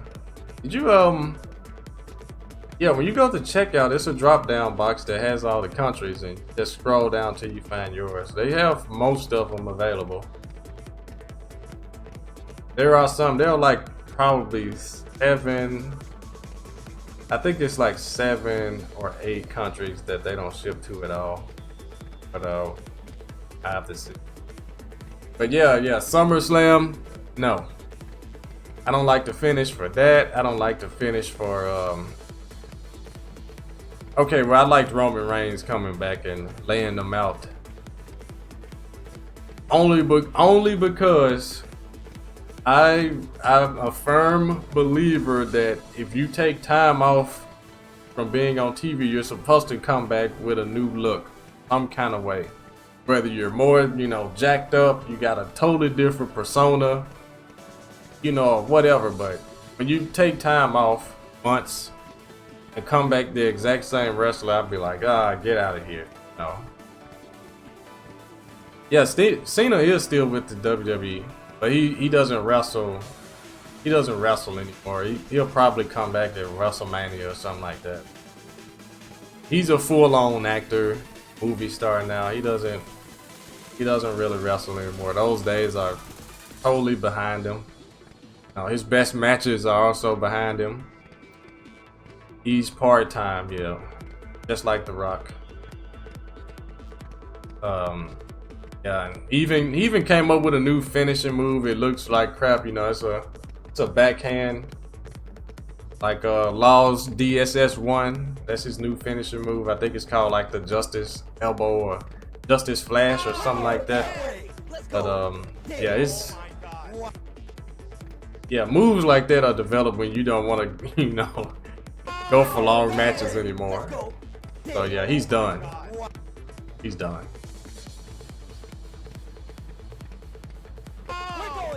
Yo, Rhyme, yo, thanks for all these gift subs, dude.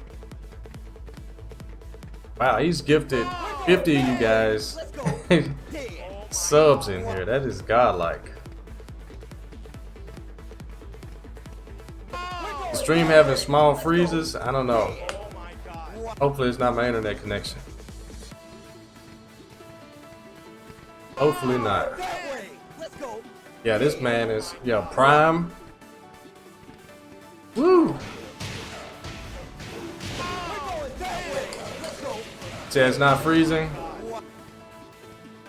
It could be you. I don't know. I mean, my internet connection, like most connections here in Memphis, aren't 100% stable. I don't have a really good provider either. I just have Comcast. Comcast is the best we have here.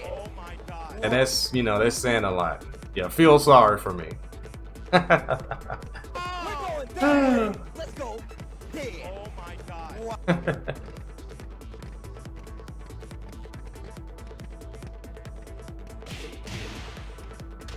Who's my favorite WWE wrestler?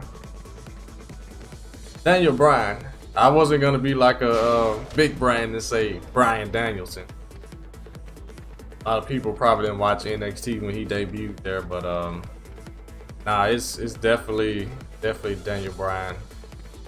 Why? Because Daniel Bryan has really good technical prowess in the ring, and he just so happens to have like the entire move set of my former favorite wrestler, who's dead now, and you guys know who it is. But yeah, definitely Daniel Bryan.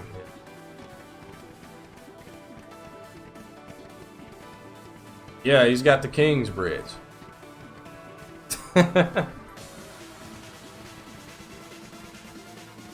What's up, True Armor King? There's so many Armor King names out here. That character is so iconic, it's ridiculous, right? You don't know who the dead wrestler is? Well, you know, the WWE will never speak his name again. I'll just say that much. Hostile knows who it is. He makes jokes all the time about it. But really, the internet in general, they make jokes about him all the time. Yeah. That's exactly who I'm talking about. Static Shocks. Yeah. Barada. T-Wheel. Yeah, you guys know what I'm talking about. It's definitely not Eddie Guerrero. I always respected Eddie Guerrero because he was a really great wrestler. Great technical wrestler, but yeah. Yeah, I'll just say Chris B. Yeah, Chris B was my favorite wrestler back in the day because I started watching wrestling in WCW days. So, yeah, the Canadian Crippler. That's who I really liked. Of course, you know, I liked all of the wrestlers that everyone liked, you know. The transcendent superstars that you just had to like. People like Hulk Hogan, you know, Kevin Nash, Sting, Goldberg, you know, those transcendent superstars. Everyone liked them, but I'm talking about the people that you like. You know, you're the one person that liked this guy in a group of friends that only like those transcendent guys, you know. Yeah, Chris Benoit, that was the guy. Oh snap, I said his name. WWE isn't gonna mess with me no more. No more up, down episodes. Crap. Say you like Vader? Yeah, you lying, man. You lying, Mick. Vader? That dude can't be your favorite wrestler ever. I thought it was the showstopper.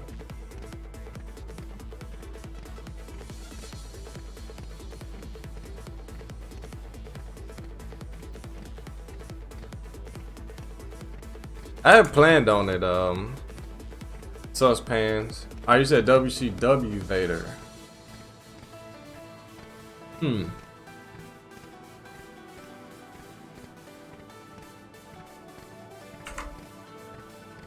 Bam Bam Bigelow. See, yeah, I remember Rey Mysterio, but where's the love for Billy Kidman in WCW? That guy was amazing. Oh, yeah, HBK. Yo, Mick, did you see Randy Orton kick his head off and he like didn't sell the move right? That was funny. Yeah. Mr. Perfect, I never really cared. Mr. Perfect. Yo, Anonymous, thanks for the plastic tea purchase. You're gonna be like me. Yeah. I got the black one. I only have this one. This is the only one I have. I have to order more. Obviously blue is my favorite color. Who would have guessed, right? But yeah, Billy Kidman, man, that dude was really cool way back in the day. I would say so myself. He was a lot cooler than like Ernest the Cat Miller or something. That guy was so slow. Oh man, who remembers that guy? Yeah, Razor Ramon. Yeah, Scott Hall. That's who I knew him as. I didn't, like I said, I didn't watch WWF back in the day. I was too young, dude. I was born in the late 80s, so when Razor Ramon was in his prime, I was, I didn't even know I was alive. Well, I probably wasn't alive, heck.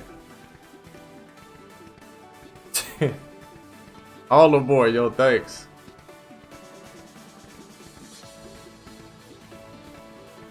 I don't, Valdio, Satoru Sayama. I heard the name before. I don't know who that is. Papa Shango. You talking about the Godfather? Yeah. Oh man, I'll never forget his Royal Rumble. What year was that? Was it 2016? He had a super long entrance. He came out with like 2 or 3 girls, and took forever to take off his little pimp robe and the little pimp fur overcoat or whatever. Took off his pimp cap and the shades. Got into the ring. Dolph Ziggler kicked him right back out, and he got hung up over the top rope. It took him a while to get out the ring. That was funny. That was very funny.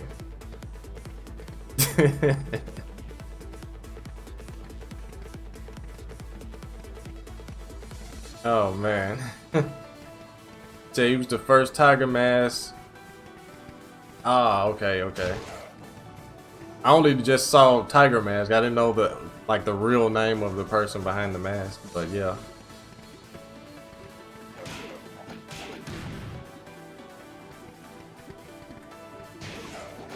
On Eric's. Oh, so you're an older guy, Faruda.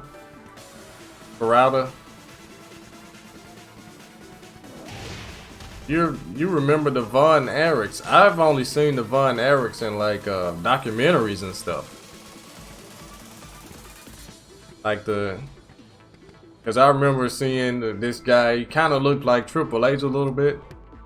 It was like, something Von Erich. He was supposed to be super great, but something happened to him or something. He ended up dying before he could reach his full potential. Yeah.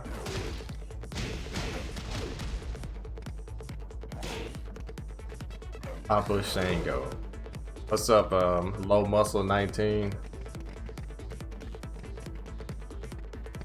So it was Kevin Von Erich who was the one that was supposed to be the top dog, right? I can't remember. Yeah, the Rock and Sock connection. That was really, really good. And contrary to popular belief, I like the Kane and Daniel Bryan team.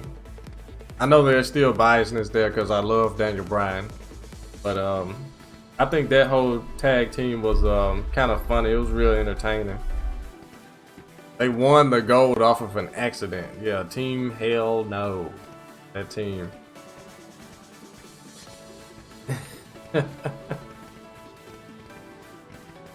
Someone said that was their favorite team in here. That was a really good like team. This man pushed Kane off the top rope when he was going up for his usual, you know, top rope clothesline. He pushed him off and he landed on was it a Uso or something? And it turned into a body splash and he won the tag titles that way. That was godlike. Yeah, I definitely enjoyed Team Hell No. But yeah. Chris B, the Canadian crippler. That was my favorite wrestler ever. Daniel Bryan, current favorite. But of course, the GOAT, the greatest wrestler of all time, in my opinion, is The Rock. Yeah, and that's real weird. I know I'm not saying like he's super technical or anything, because The Rock wasn't. But like the fame and popularity in and outside of wrestling, it's just unmatched, you know. The Rock is, in my opinion, just the greatest of all time. You know, he brought so much to the company. Yeah, anytime I think of WWE, yeah, you're right. Yeah, I definitely think of The Rock first. I mean, Stone Cold, he was the man for a very long time. But yeah, for me, The Rock was more entertaining in every way. Better on the mic. He sold moves way better. He made, if you beat The Rock, back in the day, he will make your finishing move look like a real finishing move. Like, it was believable that you won. Because he would sell the mess out of someone's finishing move. Most notably the Stone Cold Stunner. You guys have seen that. Like, The Rock gets Stone Cold Stunner, dude. Man, you would think he was Shawn Michaels or something. Yeah. Yeah, Shawn Michaels, he was a great seller of moves too, but sometimes it was a little bit too much. Who remembers that match he had with Hulk Hogan? Was that at SummerSlam or WrestleMania? It was one of those pay-per-views. It was, yeah, Shawn Michaels went crazy with the overselling. Now, the Spinneroonie is not the worst wrestling move ever. Platts 30,000. No, it's not. You ought to see some of the moves these people are doing nowadays. I saw a guy dressed up as Ronald McDonald. And he went around humping people, and it's like a bunch of just very tasteless moves he does. You'll have to see it. It's trending on Twitter. So I'm like, nah, those are the worst moves ever. The Spinneroonie is actually cool. Sounds like something out of no, the 5, I'm telling you guys, some of the wrestling moves that I've seen, like, thanks to the internet, obviously, thanks to memes and trends, like, they're like the worst moves I ever seen in my life. I've seen someone do a doggone Star Wars Jedi, the Force choke slam. I know a lot of you guys have seen that. Type one if you've seen the Force choke slam. Only a few of you people know what I'm talking about. I thought that was so funny and stupid. Oh man. The guy was getting up and the other guy was running up on him and he like another dude like this right here, you know, he's like, you know. He's like, and the guy got up, still holding the Force, you know.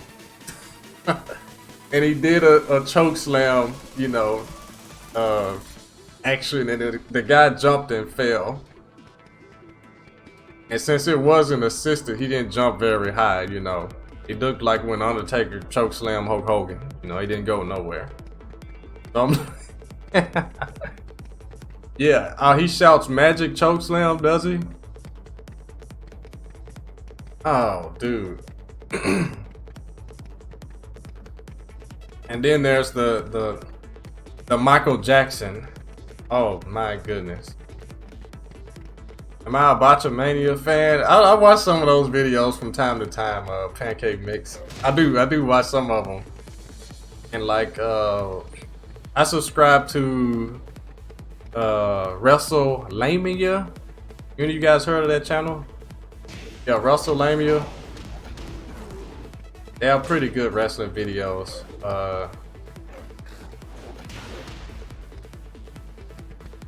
I can't remember the other ones. I have to see them. I just click and watch. Sometimes I just get caught in the vortex of YouTube recommended videos, and then I look up, the day is over. I'm like, oh crap, I was supposed to do something important today. But yeah, wrestling is just not what it used to be. Yo, the Beast. What's up, bro?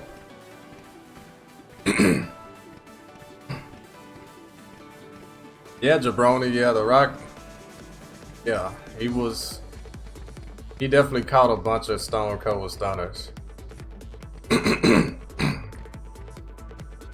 Yeah, I think I follow Wrestle Talk as well. Yo, Sean Monk, yo. You're talking about Kane's choke slams. Everyone in this chat, I would like for them to watch Kane choke slamming Doink the Clown. This was the bald-headed Kane. This was the like the 2005 Kane or something. That was perhaps the greatest choke slam I've ever seen in my life. Yeah, the guy went so high up, I think he saw like the gates of heaven before he came back down. Like for real, the guy, yeah, Doink. Yeah, that was a choke slam.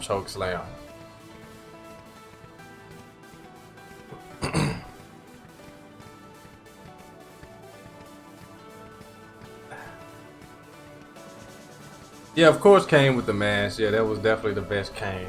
But they did do stuff with like the bald-headed Kane. This is Steam. This is PC. One Navius. Or yeah, One Navius. Yeah, PC. Yeah, if you want to know what console someone's playing on, yeah, it's definitely PC. Look at the where's it at? Let me look. Yeah, upper left hand corner. It's showing that frames per second. Then definitely on PC.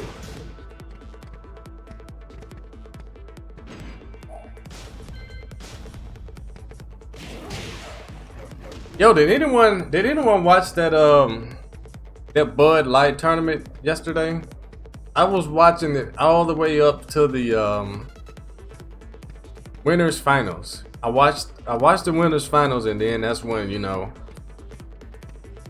I had to, you know, go away,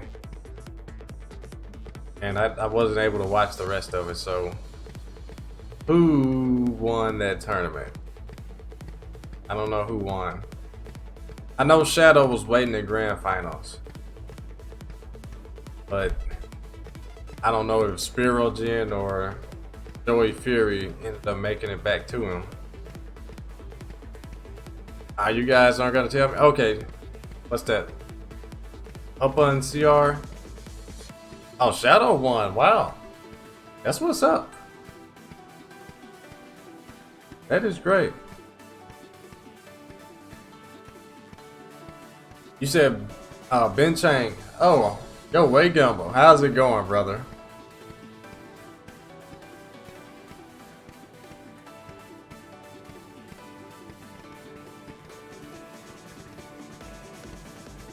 So, yeah, is Ben Chang still using Fakaram? I know he's nerfed and everything, but he's still godlike of a character.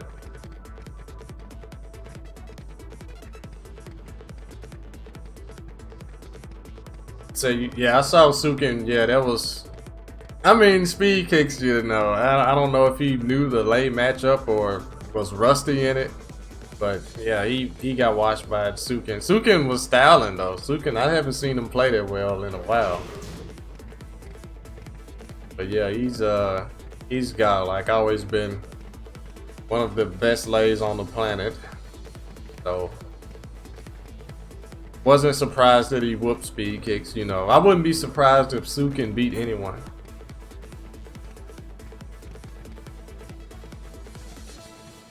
Yeah, you're right, Waygam. He really doesn't need to sidestep. My king is attended. Huh. Bro, yeah, one Navies, yeah. Oh, he's playing with Armor King? Yo, Armor King is godlike even right now. But you know, some of the little, you know, nuances are like his quality of life stuff kind of lacking. But the tools that he does have are definitely good enough to have him win, even in the highest level. But if you guys haven't checked out my things you don't know about Armor King video, definitely go and check that out after I'm done streaming. You're guaranteed to learn something new if you haven't already seen it, obviously. Oh. Yeah, and then there are other people. Someone tagged me in a video on Twitter where they had even more things you didn't know about Armor King. I'm like super proud of whoever that guy was for coming up with that. Also, Ben Chang is like, he's like a Sonic Fox now, huh? Using so many characters and being able to win.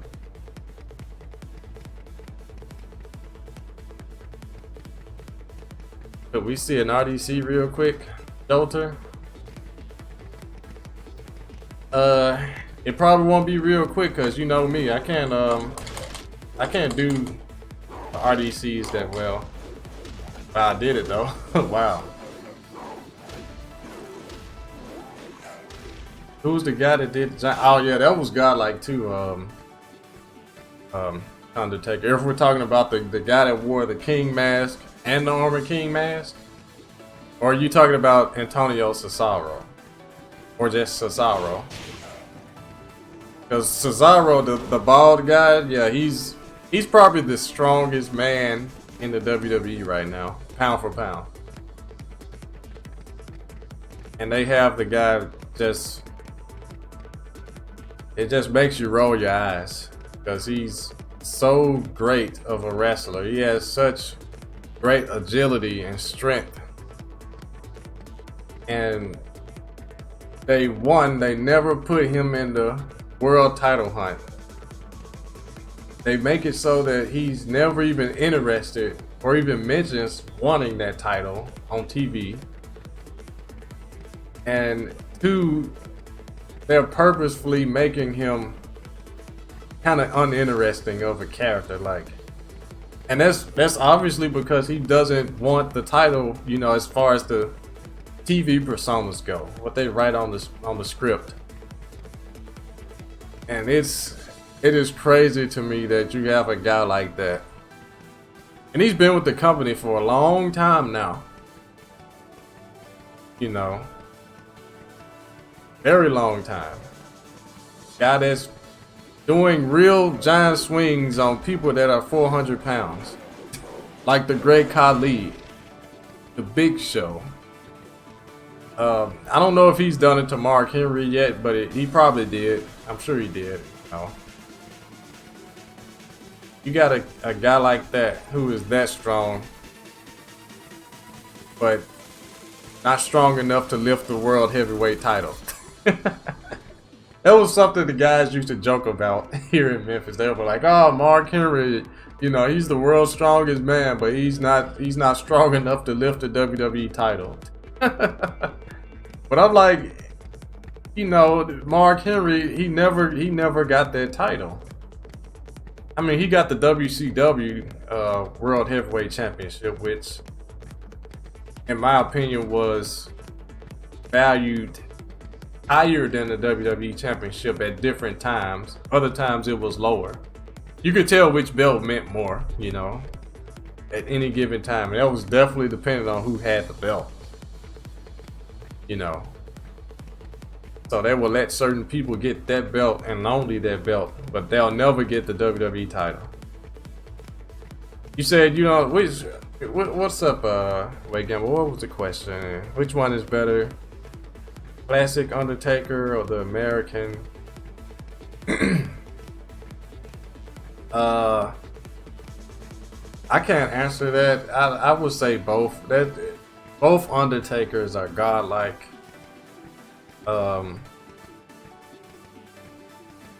The Dead Man Undertaker, one of the coolest wrestling characters like ever. You know, the Kid Rock Undertaker, that one was godlike too. The no, that's the Dead Man. That's the Dead Man. Well, Big Evil. That's what they called him. Big Evil.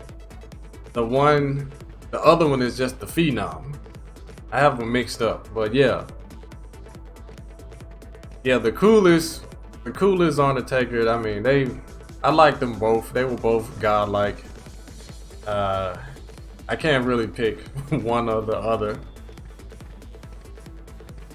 Yeah, I'm a big Undertaker fan, and I don't I can't pick, you know, the motorcycle rider Undertaker over the Phenom Undertaker, and vice versa. They are both godlike.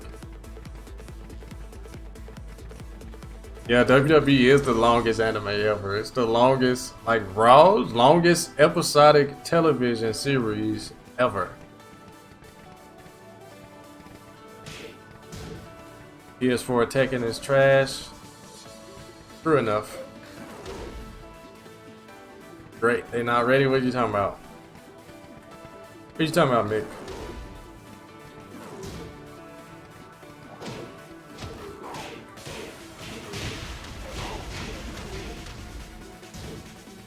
Oh man, the Boogeyman.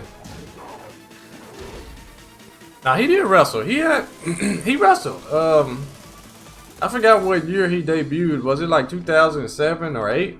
Yeah, he definitely had wrestling matches, but nothing ever came of it.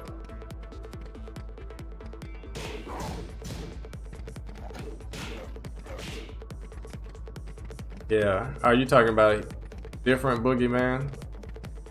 Oh, Soul Calibur. Ah.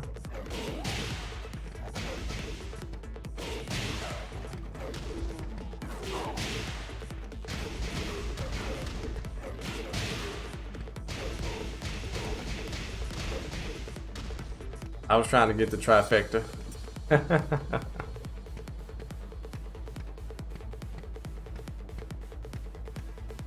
Yo, Mick, how do you feel about competing online? Do you feel the same way that I feel about it? Because I see they have a ton of Soul Calibur tournaments online on PS4. And from the looks of it,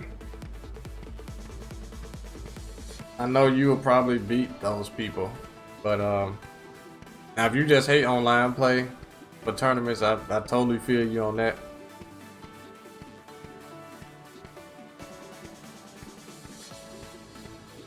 Yeah, yeah. Oh, you hate it too? Yeah. I don't know, trying to take her. I think Yokozuna would kill Rikishi. And Rikishi struggled to beat China.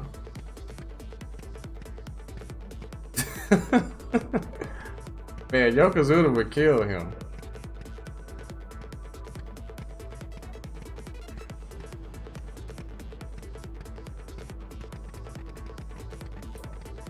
You remember how big Yokozuna was? That guy was huge. He was bigger than like all of those. Like, he's probably the biggest big wrestler ever. He was bigger than Viscera. Like, you talk about wide load, yeah, Yokozuna, that guy was a freight train.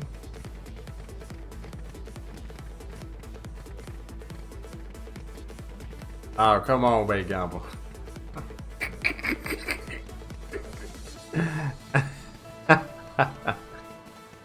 Oh, Lord. Yeah, Viscera was a really big wrestler too, but Yokozuna was even bigger than him.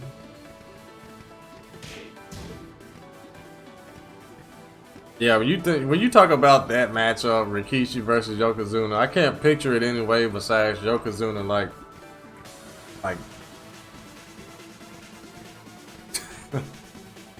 picking him up by his head and like throwing him out the ring somewhere. Who's next? I got you, Armor King. If I can remember, I got a lot of stuff to do today after this stream. You like versatility? All the you talk about Viscera's belly to belly?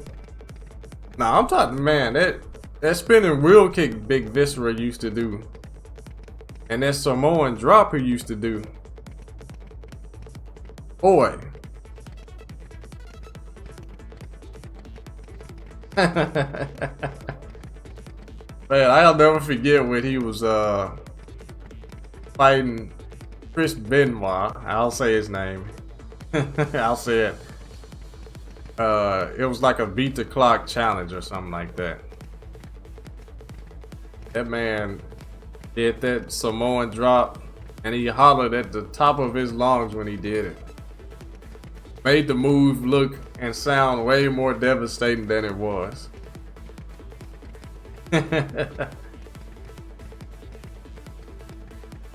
Stone Cold did drop some beers over his career. Definitely more so later on, like current times he dropped more beers, but in his prime I can't say I remember seeing him drop. Yeah, Deity, yeah, SG Deity, that was terrible.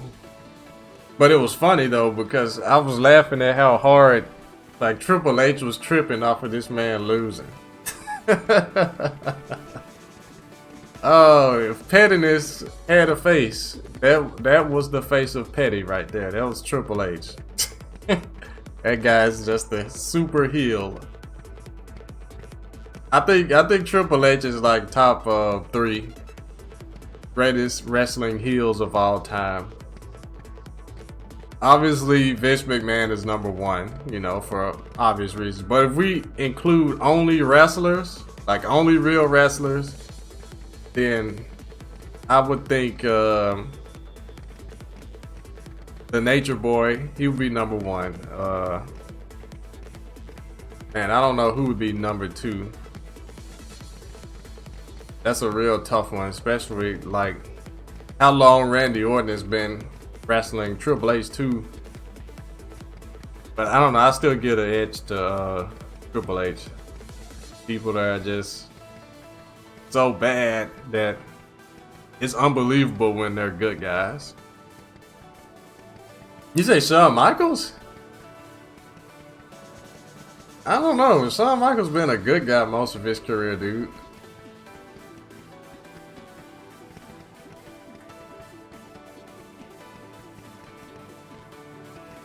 I'm just chilling, Bullet Judge. I'm just chilling. Chilling and shilling. Get my t-shirt if you haven't, guys. But I took a pretty long break away from streaming, but I'm back. And I think I'm definitely gonna fight more people tomorrow. Gonna fight people tomorrow.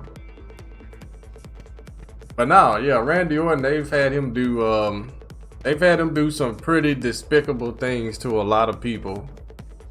And I'm talking about over the course of 20 years, guys. 20 years. He has to be a top heel at this point. He has to be in anyone's top bad guys list. Like, he has to.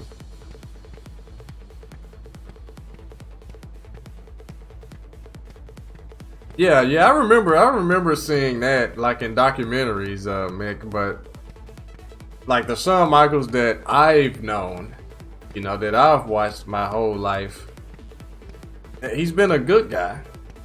He's been pretty much a good guy. You couldn't trust him. You were crazy to trust him because he would end up super kicking all his tag team partners. He'll do that and still remain the good guy, though. I don't remember other people being able to do that. Maybe Stone Cold here and there, but no, he would super kick someone and still be a babyface. But Randy Orton, he's been a bad guy for a very long time, and it's like unbelievable when he's a good guy. They have him lose to everybody when he's a good guy. But yeah. Late to the party, but Oh, so enough. 100K milestone on YT. Best wrestler and move to me. Lex Luger, torture rap. The ultimate punk you out move. Embarrassing. Oh, and I like the walls of Jericho. Submission moves, y'all. Yeah, submission finishers are the best. Yeah, I agree. the Lex Luger. Oh man. I never got to watch Lex Luger in his prime. I only watched him when he was just a guy that, you know, came out there as like backup. I think they called him the Enforcer or something in WCW. But yeah, he never had a good run as far as, you know, my knowledge when I watched. I never got to see his Triple H prime. is straight trash. Tired of watching him make real entertaining wrestlers job to him because he's sleeping with Stephanie McMahon. Yeah, I went there. Yo, Ferrata, yo, come on, man. You're right. He did get a lot of more opportunities because of that fact. However, the guy is good. He was a good wrestler, though. Was and is. He's good. Triple H. It's a difference between like a Triple H and a Roman Reigns / John Cena. Like, privilege is totally different in those three names. Wouldn't you agree? No, like, let's be honest. Let's be honest here. I'm talking about the game Triple H, not the, you know, not the original 90s, 80s Triple H, not that guy. But I'm talking about the King of Kings, you know, the game, the cerebral assassin.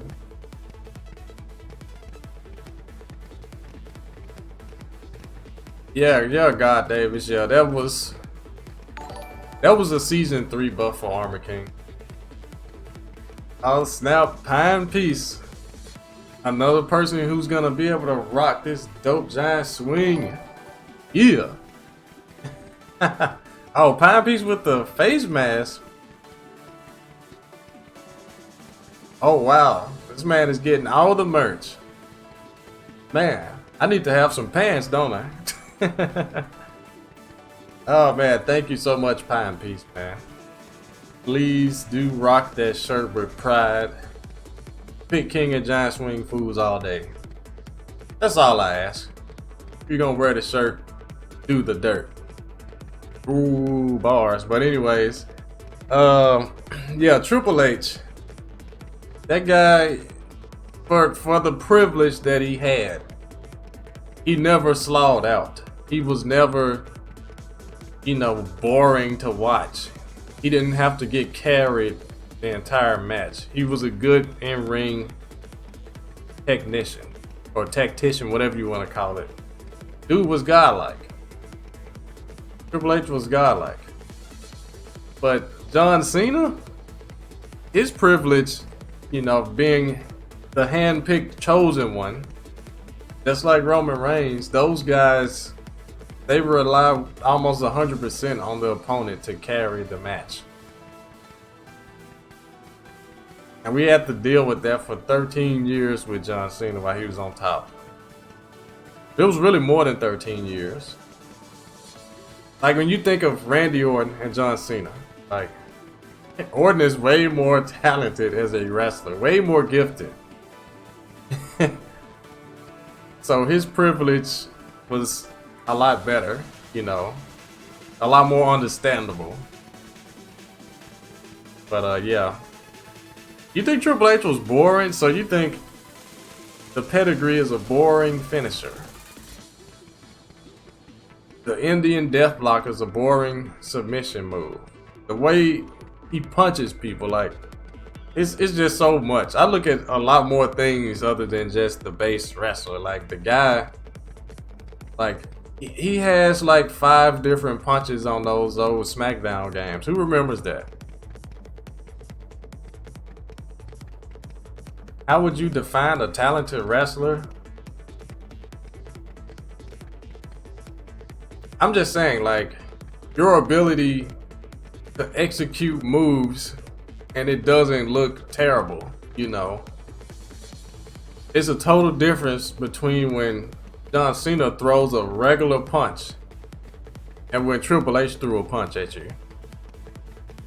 It's a total difference when Triple H executes basic wrestling moves, scoop slams, all that other stuff. Stomps. All that stuff looks way better than when John Cena does it. John Cena does it, it looks sloppy. You remember he was doing the Frankensteiner? When John Cena was doing this, it looked like he was powerbombing himself. Every time, go and look at it on YouTube. John Cena Frankensteiner. It looked like he powerbombed himself. Should I find the link on YouTube where Bret Hart talks about how boring HHH matches are? Oh no, Ferrado, yo, those wrestler takes, I mean, you have to take them for what they are. A lot of it can come from pettiness, you know. A lot of wrestlers are petty when talking about other wrestlers. Hulk Hogan even said The Rock was not talented whatsoever. He said he was not talented at all. So a lot of wrestler you know, hot takes about other wrestlers. I mean, they're entertaining to watch, but I don't really go by them because I can tell where there's like, you know, a biasness or like some pettiness going on. Especially because there's a lot of people who don't like other people within the wrestling industry.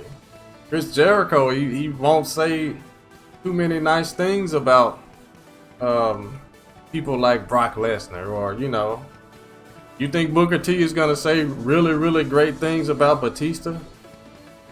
I'm saying those guys have had real life fights.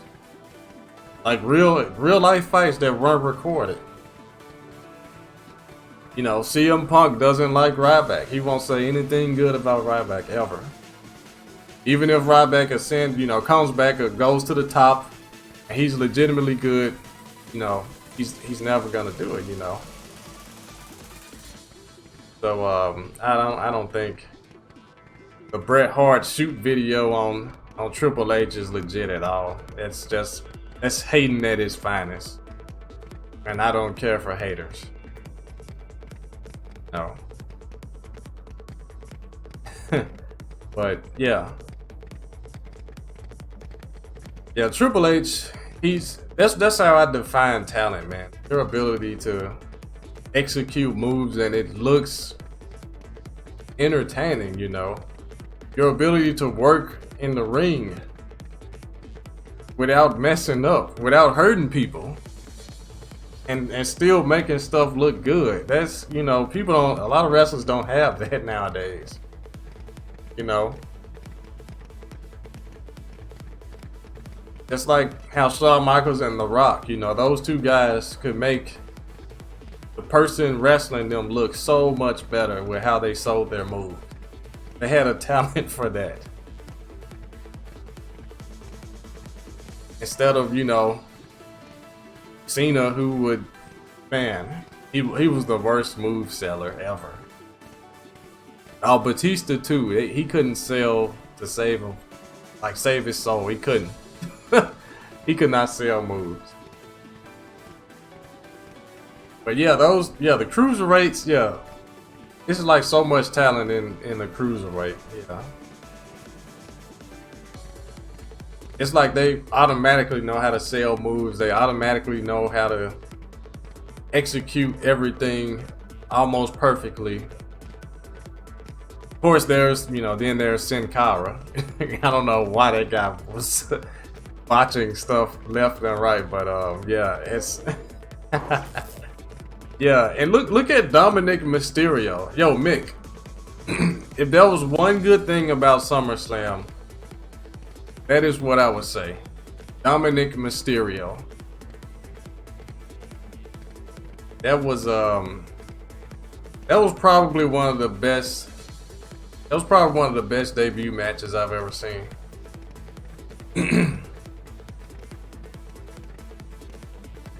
Definitely. Yo, J-Tap, yeah, I saw you talking about when he got kicked. I think Randy Orton raised his leg up. He was coming off of the top rope, and he was like for like 5 minutes, literally. Yeah, I remember that. Yeah, Dominic Mysterio versus Seth Rollins. That was the best match of SummerSlam, in my opinion. That was the best debut match I've seen for like any wrestler ever. Like, for real, for real. Of course, his frog splash looks, you know, it doesn't really look good at all. But everything else that he did was clean, and he was able to sell moves really, really well. Yeah, everything was just great. And of course, you know, adding dynamics to it, putting his mom in the match, you know, she was out there on the ramp looking, Rey Mysterio getting handcuffed, all that stuff made the match edgy and entertaining. But you know, the Drew versus Orton match was good until the finish. It was a false finish. It was a crappy finish. I don't like it at all. A roll-up pin at one of the big 4 pay-per-views? No. Have I ever watched Japanese wrestling? Yeah, I have. I definitely have. Not so much anymore, but I've definitely seen the real, you know, Tiger Mask wrestle. Yep, I definitely have.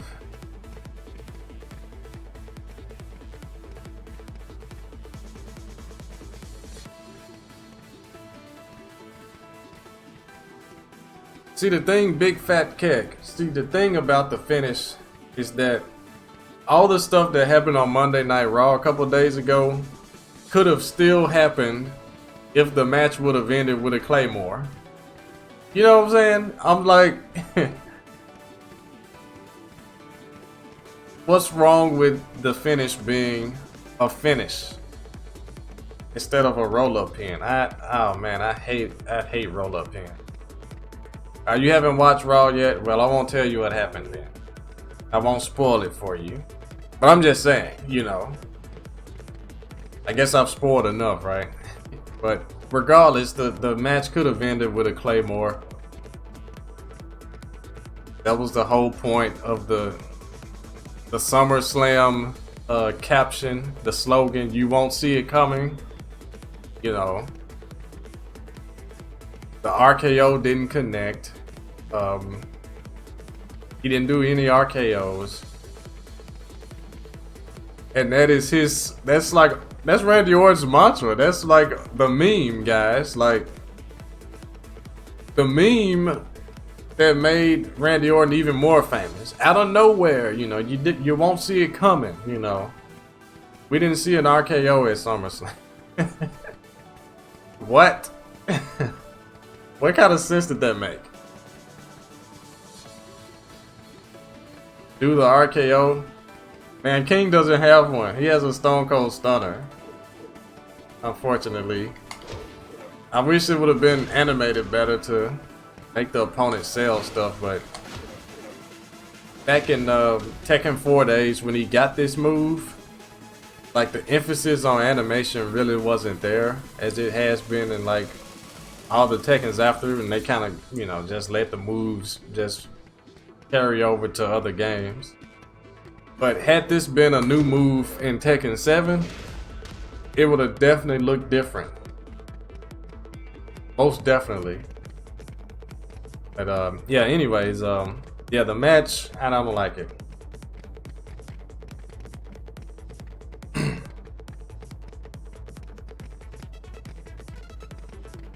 What's up, Nacho Man? Randy Sausage. What's up, bro? Yeah. Armor King. His stunner is, like I said, it came after Tekken 4, came after Tekken 5. The animation is clearly better than what King has.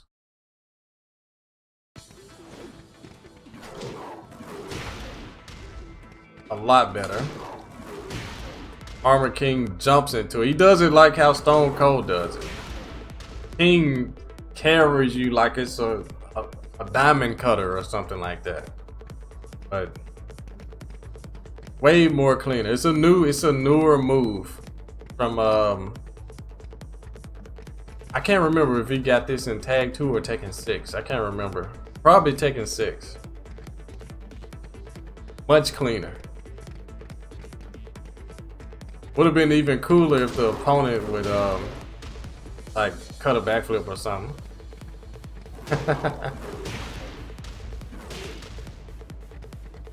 Yeah, he's savage.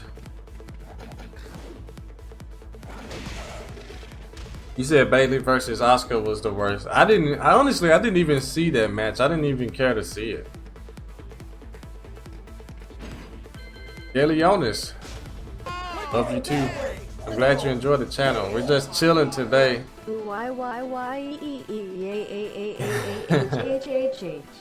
Woo! Nacho Man Randy Sausage. Yo, thanks. 2 months.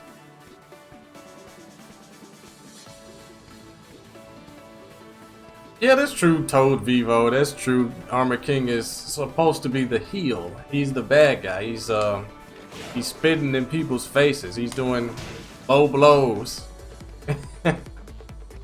Yeah, but the only things he's missing are like eye rakes and like that Hogan back scratch move. He really have it in.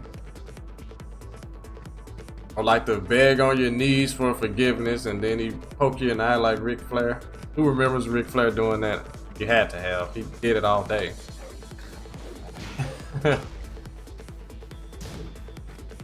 Punch in the back of the head too.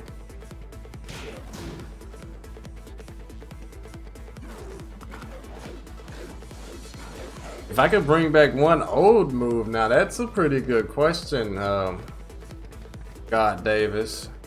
So you guys remember King used to have, like after Armor King died, obviously. When Armor King died, for Tekken 4, King adopted quite a few of his moves. While standing 1+2, you know, they made it so when Armor King himself came back, they had to reanimate this because King had it. They had to reanimate Crouch Dash 4 because King had it. I mean, King doesn't have it anymore, but he definitely had it in Tekken 4 and 5. But this move here, they gave it to King, but they made it a new move as well. King's old back 2. Who remembers that from Tekken 5 and Tekken 4? Man, that move evaded everything, just like how this move does in this game. But in previous Tekkens, King's back 2 evaded so much. It was a high. He can like charge it to make it mid, because Armor Kings used to be way slower than this in previous games. Like in Tekken Tag 1, this move was super slow. He would step and stay there and slowly punch. Tekken Tag 1, Tekken 1 and 2, that move was super slow. But yeah, King had a back 2 that evaded so much. It was godlike. If there was one move they could bring back to King, that would be a great move to have. Great.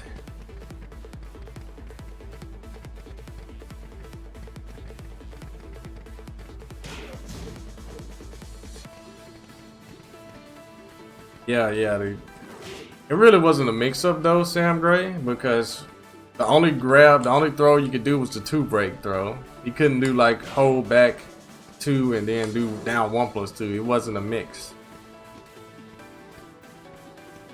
So yeah, that is like one big move that would be cool for King to have. I want to say King has lost probably more moves than any other character on this game. I think that's true. I guess that's another thing you didn't know about King. Like over the years of Tekken, he has lost a lot of moves. Like a lot. Remember, he had a 2 throw extension from this. Now, don't get me wrong, I love that new version. You know, it definitely takes the mix-up away. But at first, you could input 1+2, like it was a regular crumple stun that you could hold forward to escape. But if he mashed 1+2, he'll put you in the torture rack. And from the torture rack, he can either break your back and throw you, or turn it into a really big jumping power bomb, like a Batista bomb. And it did 50 damage. It hurt a lot. That is 2 moves gone when they gave him this this move here. That's 2 moves to be, you know, replaced with 1. So, but this one, yeah, it hurts a lot. That's why I'm not complaining a lot. I'm just saying. No, there are moves that are gone. Arslan put King in B tier. Yeah, I don't know what people are thinking about with King, but the lack of knowledge is definitely there. But that's not my problem. That's not your problem. People don't know everything about all the characters. I don't either. So when you see a tier list, just look at it and then just say, that's what you think. Because you know, Arslan didn't know about the guaranteed burning knuckle against most of the characters from a counter hit 13 frame mid that has pretty good tracking and pretty good range for the animation. You know, he didn't know about that. A lot of people are just like that. They just don't know a lot of stuff about King. So, you know, that's, like I said, that's not my problem. But at the same time, don't expect a tier list from me anytime soon. That would take a lot of courage, and again, I've already kind of spoiled it for you guys. My tier list only has 3 tiers, S, A, and B. I do not see a C tier in this game. I don't think any character is that bad. So, yeah. And I do think there are a lot of S and a lot of A tiers. Yeah, it's like some stuff that I just can't for the life of me, you know. I can't know this stuff and then rate a character super low. Like Lars, for example. What's that, Celestrio? Arguably the best punishment on the game. Excellent wall combo ender damage. His wall combo, actually, you guys probably didn't know this, but Lars' wall combo damage is top 5 in the game. It's top 5. So, like if you just factor in all the damage from the maximum wall carry, to where scaling is gonna be at its strongest. That elbow or down forward 1, down back 2-1 shoulder. I did all the numbers, guys. I don't have that fact sheet with me. But I believe he does plus 27 or plus 28 once he gets you to the wall. So he has top 5 wall combo damage. Definitely not top 5 with, you know, safe mid launchers. I mean, orbital is godlike, but you know, it's not super duper abusable. But yeah, how could you put Lars in a trash tier alongside characters who cannot punish as well as he does, who cannot carry to the wall as well as he does? Yo, Anonymous, yo, thanks. I have to say Anonymous because I don't know who it is. And they usually never post in the stream chat. Oh man.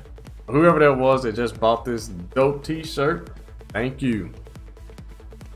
Let's get to doing some giant swings. I know for me personally, that'll be a lot more so tomorrow than today. But yeah, he has a lot of good stuff. And he's very capable of making it far. Like, some of you guys probably didn't know. The man L Train. Who knows L Train? Who knows of L Train? Who knows the best Lars player in America? Type 1. Let me see in the chat. Who knows L Train? Let me see some ones. Some Jordan ones. Who knows who L Train is? We're going that way. Let's go. Yeah. Oh my god. You don't know who L Train is, okay. Alright, and I'm bringing L Train to your attention. God bless his soul, by the way.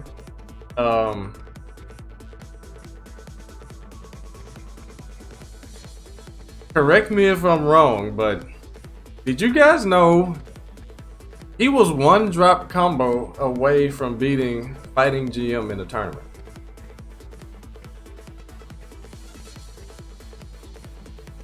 And that is super relevant to Lars and people's opinions on him. And in this same tournament, that was a top 8 qualifying match. So when we all see and hear that Lars never gets top 8 in major events,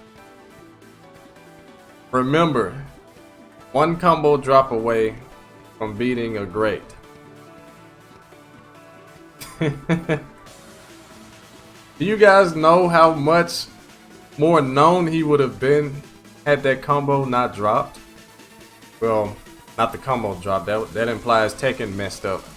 Because Tekken does mess up, but I'm saying it was within his hands to do the right combo and kill. But it didn't work. Whatever he did, I don't remember what it was, but I remember watching, you know, whenever L Train is on a stream setup at a tournament, 9 times out of 10, I'm rooting for the guy. He's like a brother. He's a good guy. He's a cool guy. We always hang out in real life at the events, you know. Love L Train. That guy's amazing. I always root for L Train. So I remember being so mad when he dropped that combo. You know, and I love Fighting Jim too. You know, he's a brother too. In the same way, you know, we always kick it at tournaments as well. But I know Fighting GM has had countless accolades, you know, countless top 8s, countless. Everyone in the world knows he's godlike. But L Train, you know, the opposite. He doesn't have a bunch of top 8s. He didn't have a bunch of, you know, trophies and accomplishments. I want the guy to succeed. And then it's Lars, no doubt, you know, he's not that good in this game compared to Tag 2 and Tekken 6. So I remember, you know, jumping out of my seat. I almost wanted to punch the screen. That's right, guys. Some of you probably didn't know about me. I get more riled up watching people like lose in the most obscene ways that was within their control. You know, within your control, that's usually a combo. And man, that was probably one of the worst losses I've ever seen. And that, if he would have won that game, you know, if he would have won that set against GM, that would have crushed a lot of talk about how bad Lars is as a character. You know, it just would have. It would have been a totally different thing.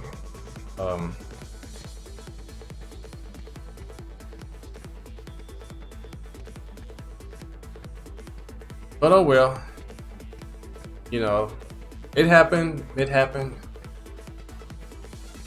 But shout outs to Dojin or Dujin, however you pronounce his name, the guy that got second place at the LCQ last year, playing with mostly Lars.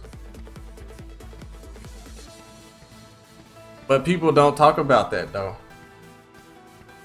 I don't know why. No, he's called L Train, like L. L Train Locomotive.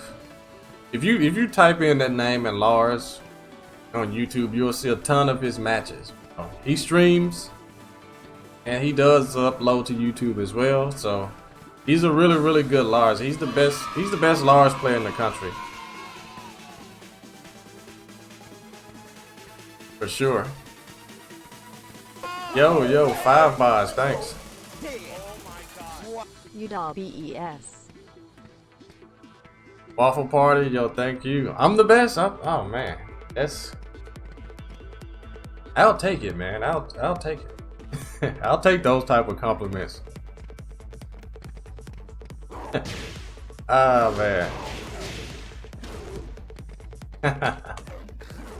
Yo, Hostile, how we doing, bro? Let's go. How are you, Majin? By the way, you are the best. How's it going, Hostile, man? Well, you're good. That's great. But have you received the package? And I know you haven't even seen those videos either. No one has. So man, I'm sure you're gonna watch them before you before you get to working your magic. Yo, Dwizzy, yo, thanks. Doing great. And man, I'm the best. All you people think I'm the best? Jeez. Yo, 5 bars. Yo, go to the Teespring link. Go to the Teespring link, and at checkout, there's a drop-down box that has. It's most likely gonna have the United States on there. But you click on it, scroll down. There are a ton of countries that it ships to. I think only a few countries aren't available on Teespring. So yeah, definitely do that.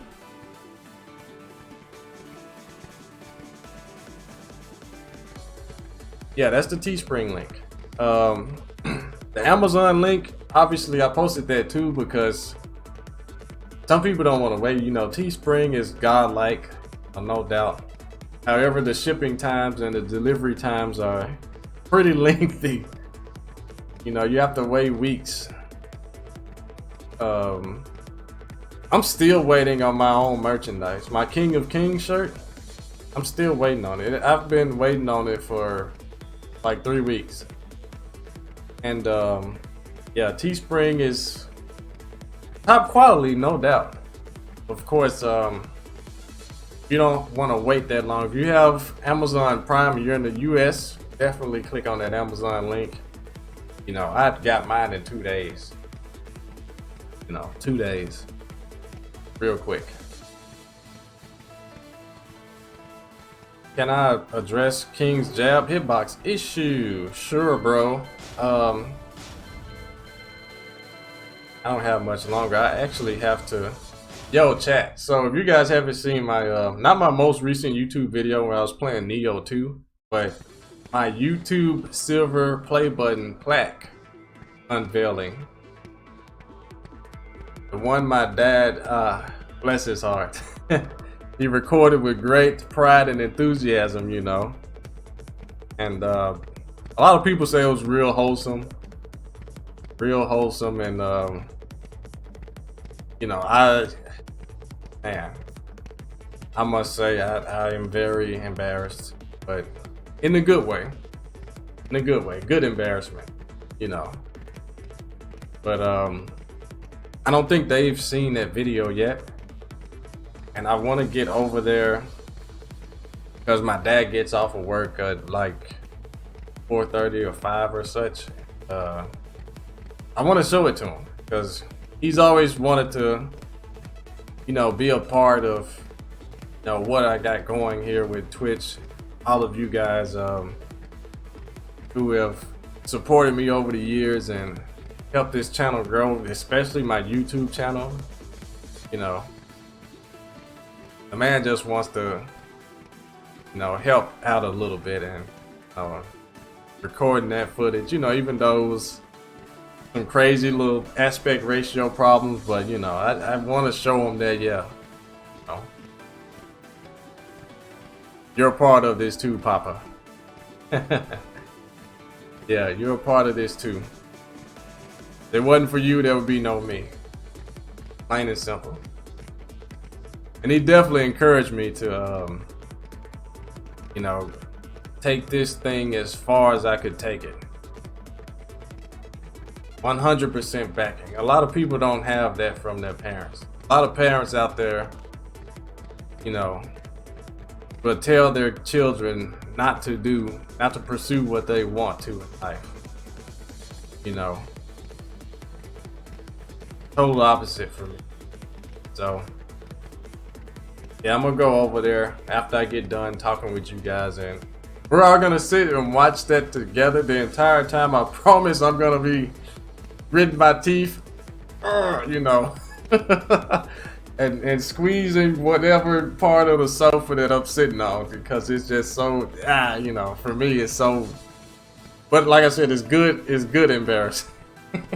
But anyways, the jab. Oh, you want to see the plaque hostile? Oh man, I need to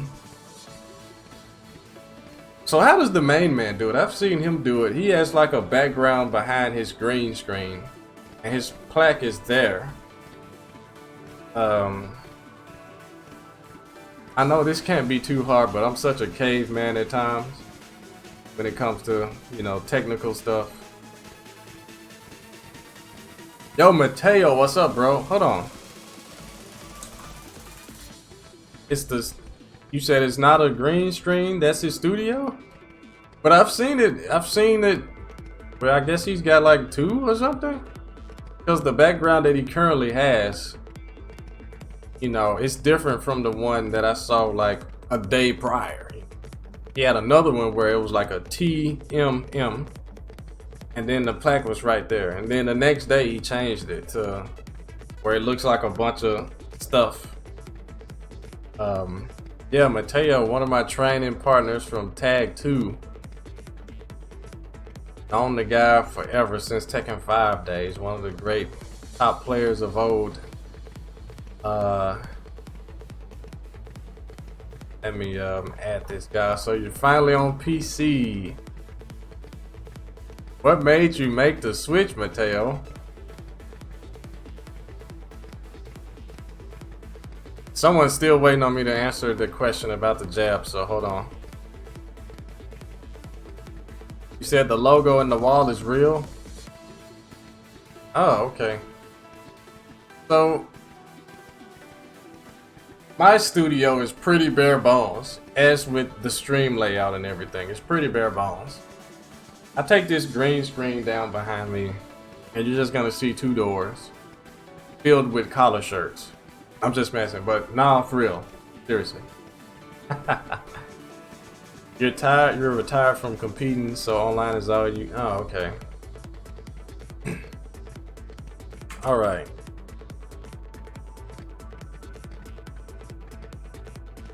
Alright, so the jab. You know, they increased the range on it a little bit in season 3. But for whatever reason, it's nerfed while it's in combos. Like when the opponent's floating, it doesn't have the same range. I don't know how they messed that up. And also, the second hit doesn't connect at max range unless you delay the 2, which, you know, not a lot of characters can do that. You know, King, Marduk, Paul, I know those 3 for sure, but if you delay the second hit, you can definitely get it every time. But if you like rapid fire it, not gonna hit the second hit at max distance. Crazy buff nerf.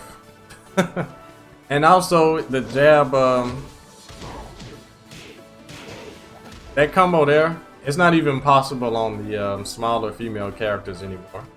It used to be possible in season 1 and 2. Also,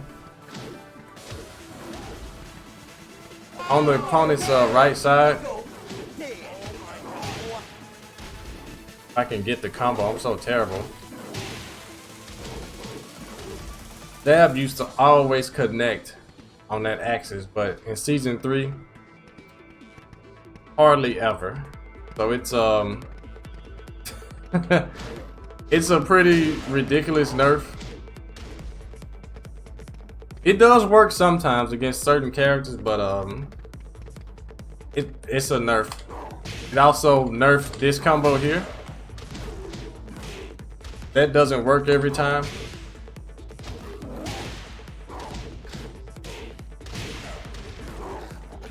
This combo here was made much harder in season 3. So I just do this. It's the same damage. But yeah, it was a bug. It was a buff and a nerf. It's a buff for neutral, but anything else outside of neutral, it's a nerf. Like when it's in combos, it's nerfed. I don't know why. Yo, Rewind, what's up, bro? We got an Evo champion up in the chat. What's up, man? Oh man, the best Flash player ever. Then we got the best rating player in MKX. Oh boy. Man, but it feels okay to answer your question. I mean, I've never tried to really be anything else, so feels great day in the life to be me. But feels even greater when people wear this shirt. So go and cop it now. Oh man. Miguel, can you please explain the frame advantages? What, forward 2? Are you talking about this? I mean, it's not too much to explain. Forward 2 only +2. Only +2. The last hit launches, you know. However, this move, like, the last hit on it is probably the most buggy move in the game because it whiffs, even at point blank range, against a lot of characters. Eddie can just hold back, and about 8 times out of 10, he's gonna get away from it. Crazy. Yeah, Rewind, man. Yeah. That plaque is godlike. You guys want me to open it right now? I actually put it back in the box. I put it back in the box. Because I don't have like a trophy case or anything. I'm looking for a really good trophy case. But I can't find one.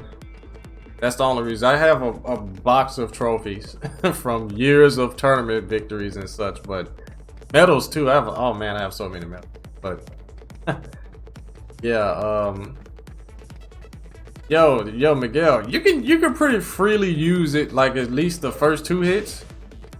But that third hit, like if you see them block the second hit, you know, be very, very cautious about the third hit, because while you think they might try to attack you because the second hit is punishable, is -13. Dozy, you know, Kazuya, characters with 13 frame launchers from Wild Standing, they can launch you and you're scared, you know, you don't want to get launched like that, and you do the last hit, it's very possible for that last hit to miss, like whiff completely. So just you know, be very, very scarce with that move. Don't use it a lot. The first 2 hits, fine, you know, do that, but don't that last hit, I don't recommend it unless it's done as a hit confirm off of the second hit. But you have all day to hit confirm.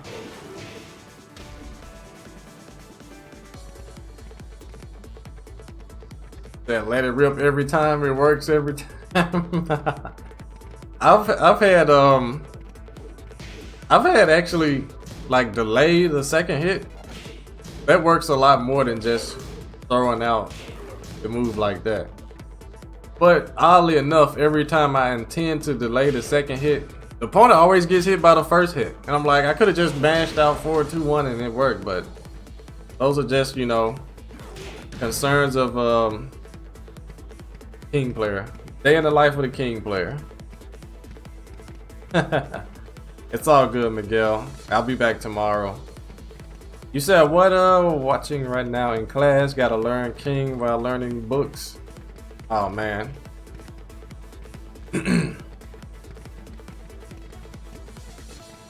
Oh, I got an amount limit. My bad, rewind. I saw it. I see it, but the alert only pops up for $5 or more. And that's with good reason. I've had people like spam, you know, spam $1 or less, and then the alert box would say the whole thing that they missed. I'm like, I can't do that. You know, that gets in the way. So oh, you miss me streaming? Yeah, I miss streaming too, guys. I do. How many trophies do I actually have? I don't know, Saitama, dude. I don't even know. I'm not as decorated as you think, though. You know. But I do have a lot of trophies. I've won a lot of major tournaments in my life. Most notably overseas. I went to France as the only American representative to compete in Ultimate Tournament. Their Ultimate Tournament, they have it every year. Of course, at the time, Korea wasn't there. I don't know why they didn't show up, but Japan showed up. Most of Europe, you know, most of Europe was there. It was a European tournament. I won that. I got a big trophy. A lot of people remember that. That was I call it the Intercontinental Championship.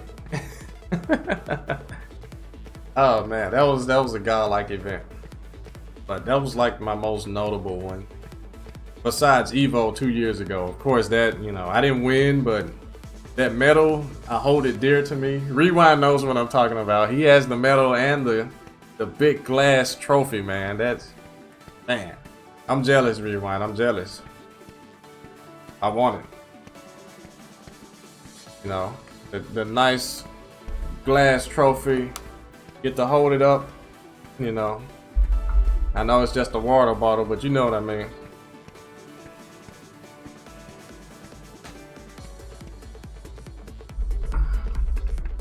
Yo, the John, you talking about this? It's not good, dude. Because everyone knows it's coming.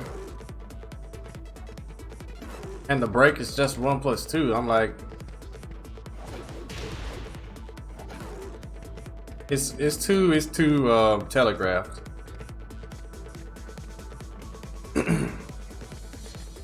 Yeah, that was like the that's what I heard a lot of people call it. I didn't notice at the time because I was, you know, I was really focused on, you know, Tekken, and obviously my girlfriend, you know, that was her first big tournament with me, first Evo with me. I was focused on that, and you guys, plenty of you guys, a lot of you guys in this chat actually met me at Evo 2 years ago. We took countless selfies, man. It was, Rewind knows what I'm talking about. He's really notable in the NRS scene. He knows how it goes. You know, you do pretty well, you're really good to the people who love and support you. You know, they want to meet you, you want to meet them, and it's just a great feeling, you know. So any tips on doing Weibo? You have to practice, but even me, I practice, I still can't do it consistently. But you have to be really fast. And King is just so crazy good and has a lot of mystery to him. But if you look at the command history, let me try and do 2 of them. I can't even do 2 of them anymore because I'm trying to show you guys something. Okay, the command history is inaccurate, guys. You see it showing forward, then down plus forward as the second wave dash, or the second crouch dash. That is, you can't just do it that way. So you have to do it forward, down plus forward. See, it's missing a command. It's missing a down forward. But definitely hit all of those directions. Yeah, look at Federer and Brawl Pro, Puma, any other king. I have like the worst execution out of all the kings as far as like doing moves, but I have the best execution in tournament results. Oh, I didn't mean to brag. I'm sorry. Not really. Oh, okay. All right, let's get the arrogance out the window. All right. But yeah, Rewind. Yeah, Evo does give you powers, I guess. I got a buff at Evo 2 years straight. Top 8 in one, top 9 in the other. One match, I was at the last top 8 qualifying match and I bombed. Oh well, it happens. Said I'm a bit rusty. Yeah, of course, dude. Yeah, me being rusty at the moment when nothing's going on, that's totally fine. Because oh, you're gonna make me get arrogant again, Saitama. Oh, you got knife last year too? Oh wow, 1500. I didn't know that. That was that MK11? I can't remember. That was MK11 or Injustice 2.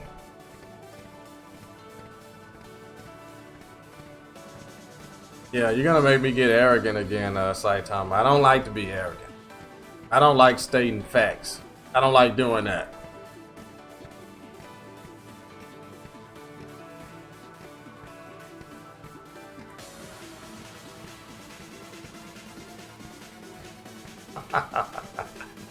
I don't like it. Nah, you're okay. You're okay, Saitama. I like when people compare me to other King players.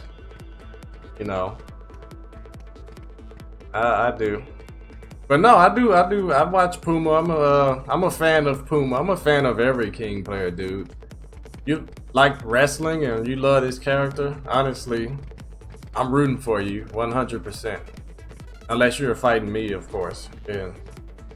You can lose. But you said Triple H? Oh, Triple H was the best King player ever before me. Man, you guys are making me sound real arrogant.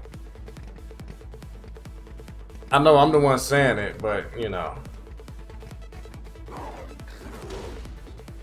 Triple H, you know, I was a big fan. I'd love to watch his Tekken Crash fights. He was real prominent in those. He would always like make the team better.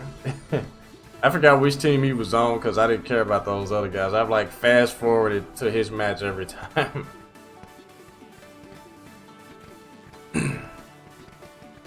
Do an elbow drop on that hat. That's Ric Flair activity. I wasn't a huge Ric Flair fan.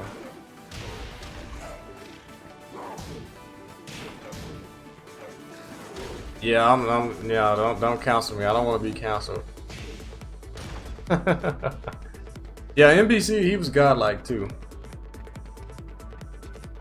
He was the King player I watched the most before Tekken 7 came out over here. Before we could ever get our hands on Tekken 7, he was the King player I was looking at, like, to learn what the meta was in this game. No, Q-Dons wasn't mad at me. Well, he whooped me like he was mad. Oh, that's a good one. I know where you're going there, Azarath Death. I know where you're going. I give you a very disappointing answer. Yeah, Hakayo. If there was a second best King player, I would definitely give Hakayo the nod. Oh, he's number 2. But yeah.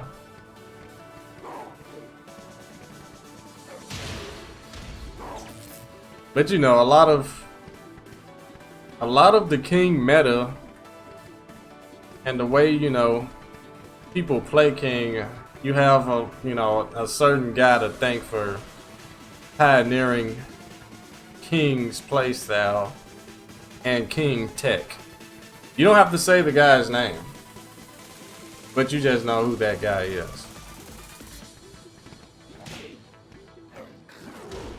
But no, when Q-Dons whooped me, did I get whooped? I mean, I lost no games James, you know, it was no match Zach, no wins Ben, with all the other stuff you want to say.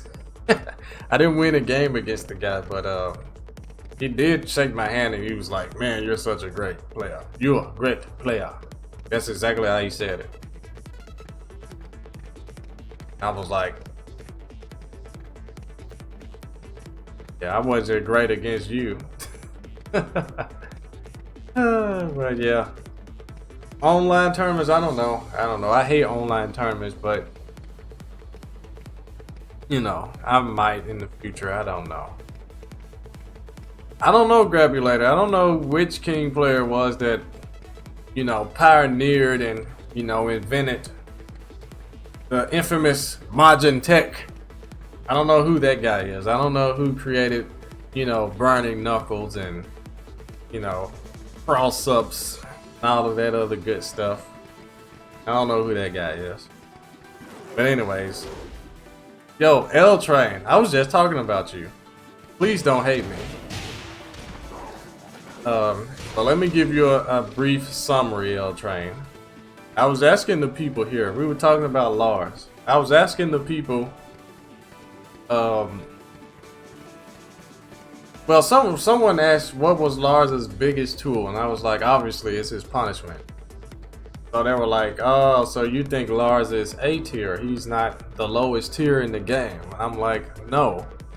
And the only reason that so many people think Lars really sucks is because he's not being represented in top 8s at super big events. And I brought up you, L Train. I remember you were a combo away from beating Fighting GM. Now I could be wrong. I told the people to correct me if I'm wrong, but a lot of them they don't remember. But you probably remember best. You dropped a combo against him that it would have, if you would have gotten it was for top 8, if I'm not mistaken. If you would have won and got into top 8, that would have like destroyed so many people's terrible opinions about Lars. It would have like broken so many like bad mindsets if you would have whooped him right there. Yeah, I know about GM Fizzle. L Train knows who GM. We go way back, guys.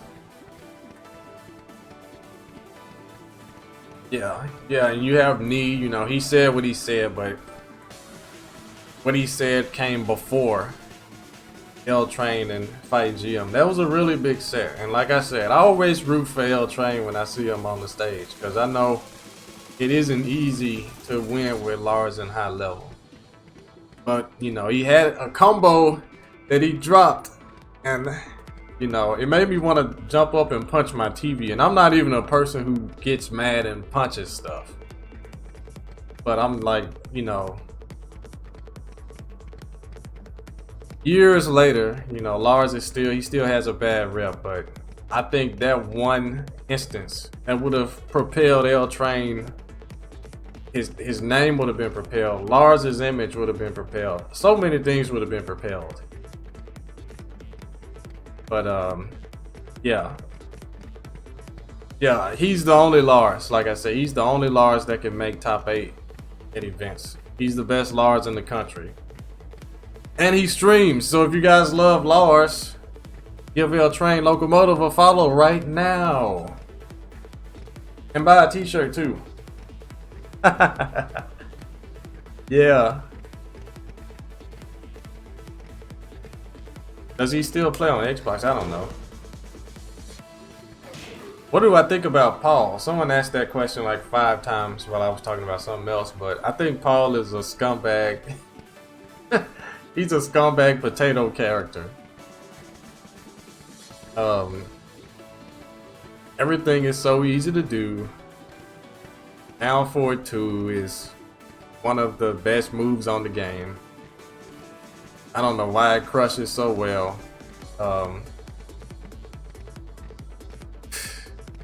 The rage combo scaling, I don't understand that.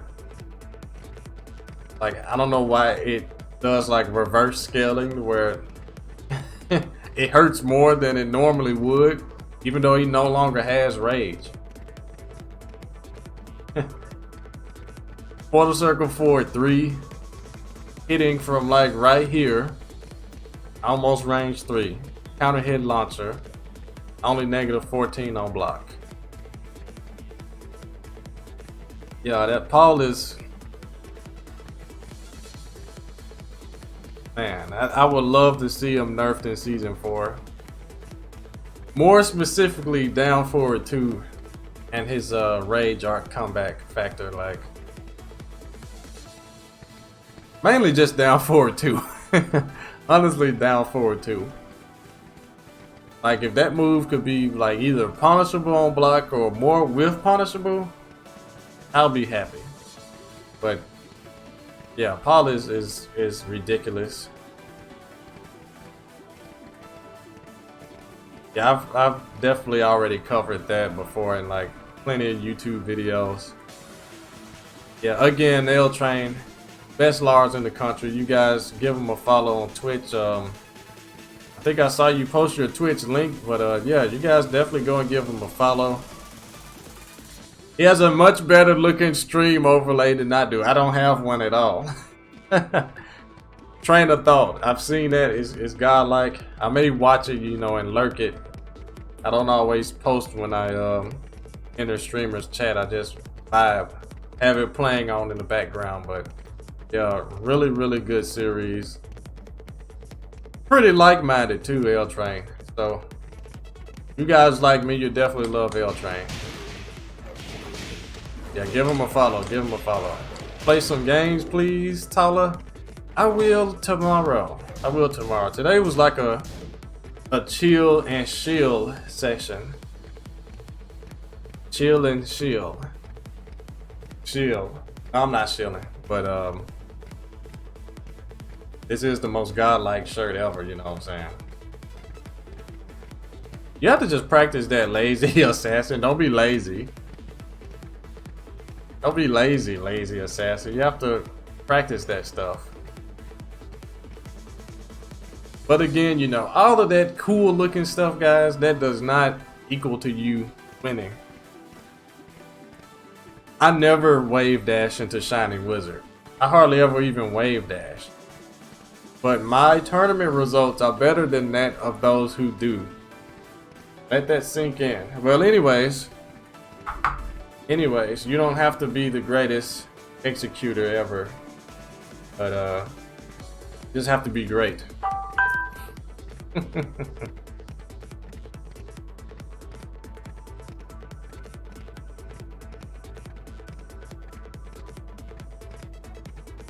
Yeah, I am extra humble today. We're going that way. Let's Hey, I didn't say I was great. Oh my god. Yeah.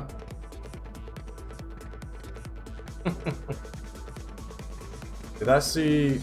Oh, I don't even know who that is, but I assume that's like a really big streamer. So whenever a big streamer streams Tekken, they're gonna have more views than all of the Tekken streamers. But that's just how it works. It would be like that with other games too.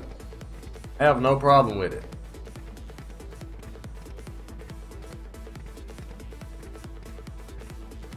No, it's not completely useless. King's Wave Dash. See, King's Wave Dash can better mask his chain grab attempts.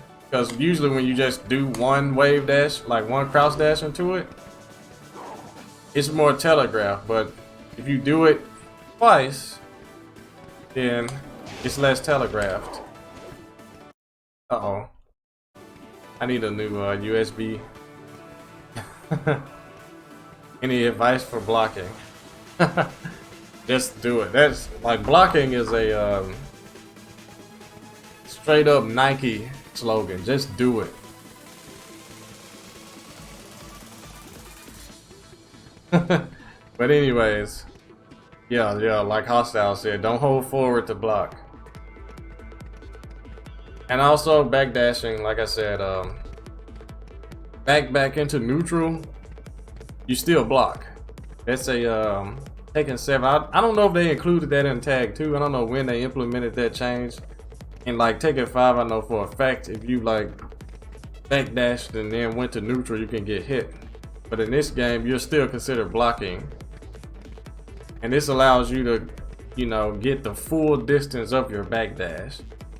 Instead of like backdash canceling, you kind of halt your distance. At least with King, because it ain't like that for everybody. Yeah. Once you're a big streamer, like Aris, whenever he streams Tekken, he's gonna be the biggest person streaming Tekken. What if Ninja? Well, Ninja isn't on Twitch anymore, I don't think.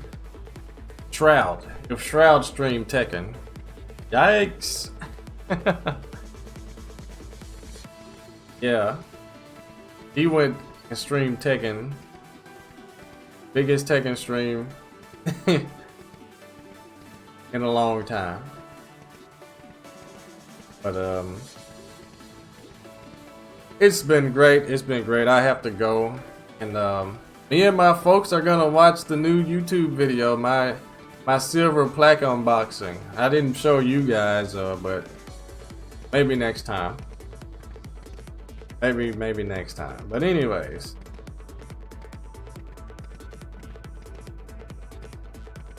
let's see here. I'm gonna give people a choice. Should I host? Who should I host next?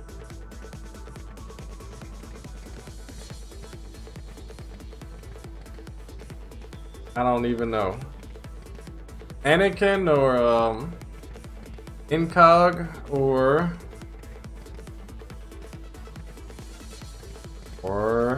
there was a third choice. Darn it, I don't know who the third one is anymore. Philo Lakaka.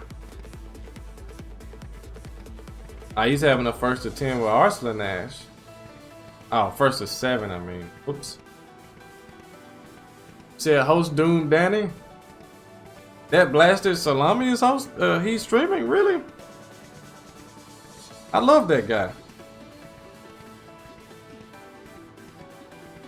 I don't see him though.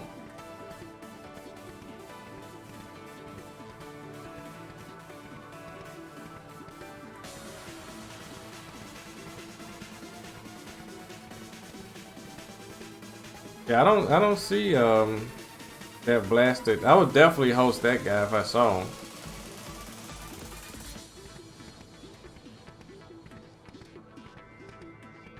E-Hawk. Whatever. I'm just gonna pick somebody. You said it was his birthday, Doom. You talking about Doom Danny? You said don't host Doom Danny?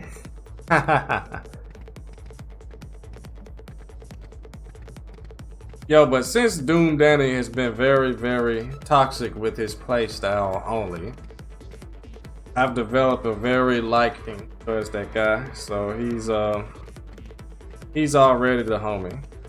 Sorry, hostile. Please forgive me.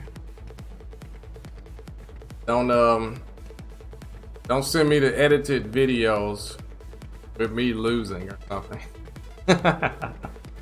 Oh man, but you're gonna enjoy it. I was godlike in Tekken 6.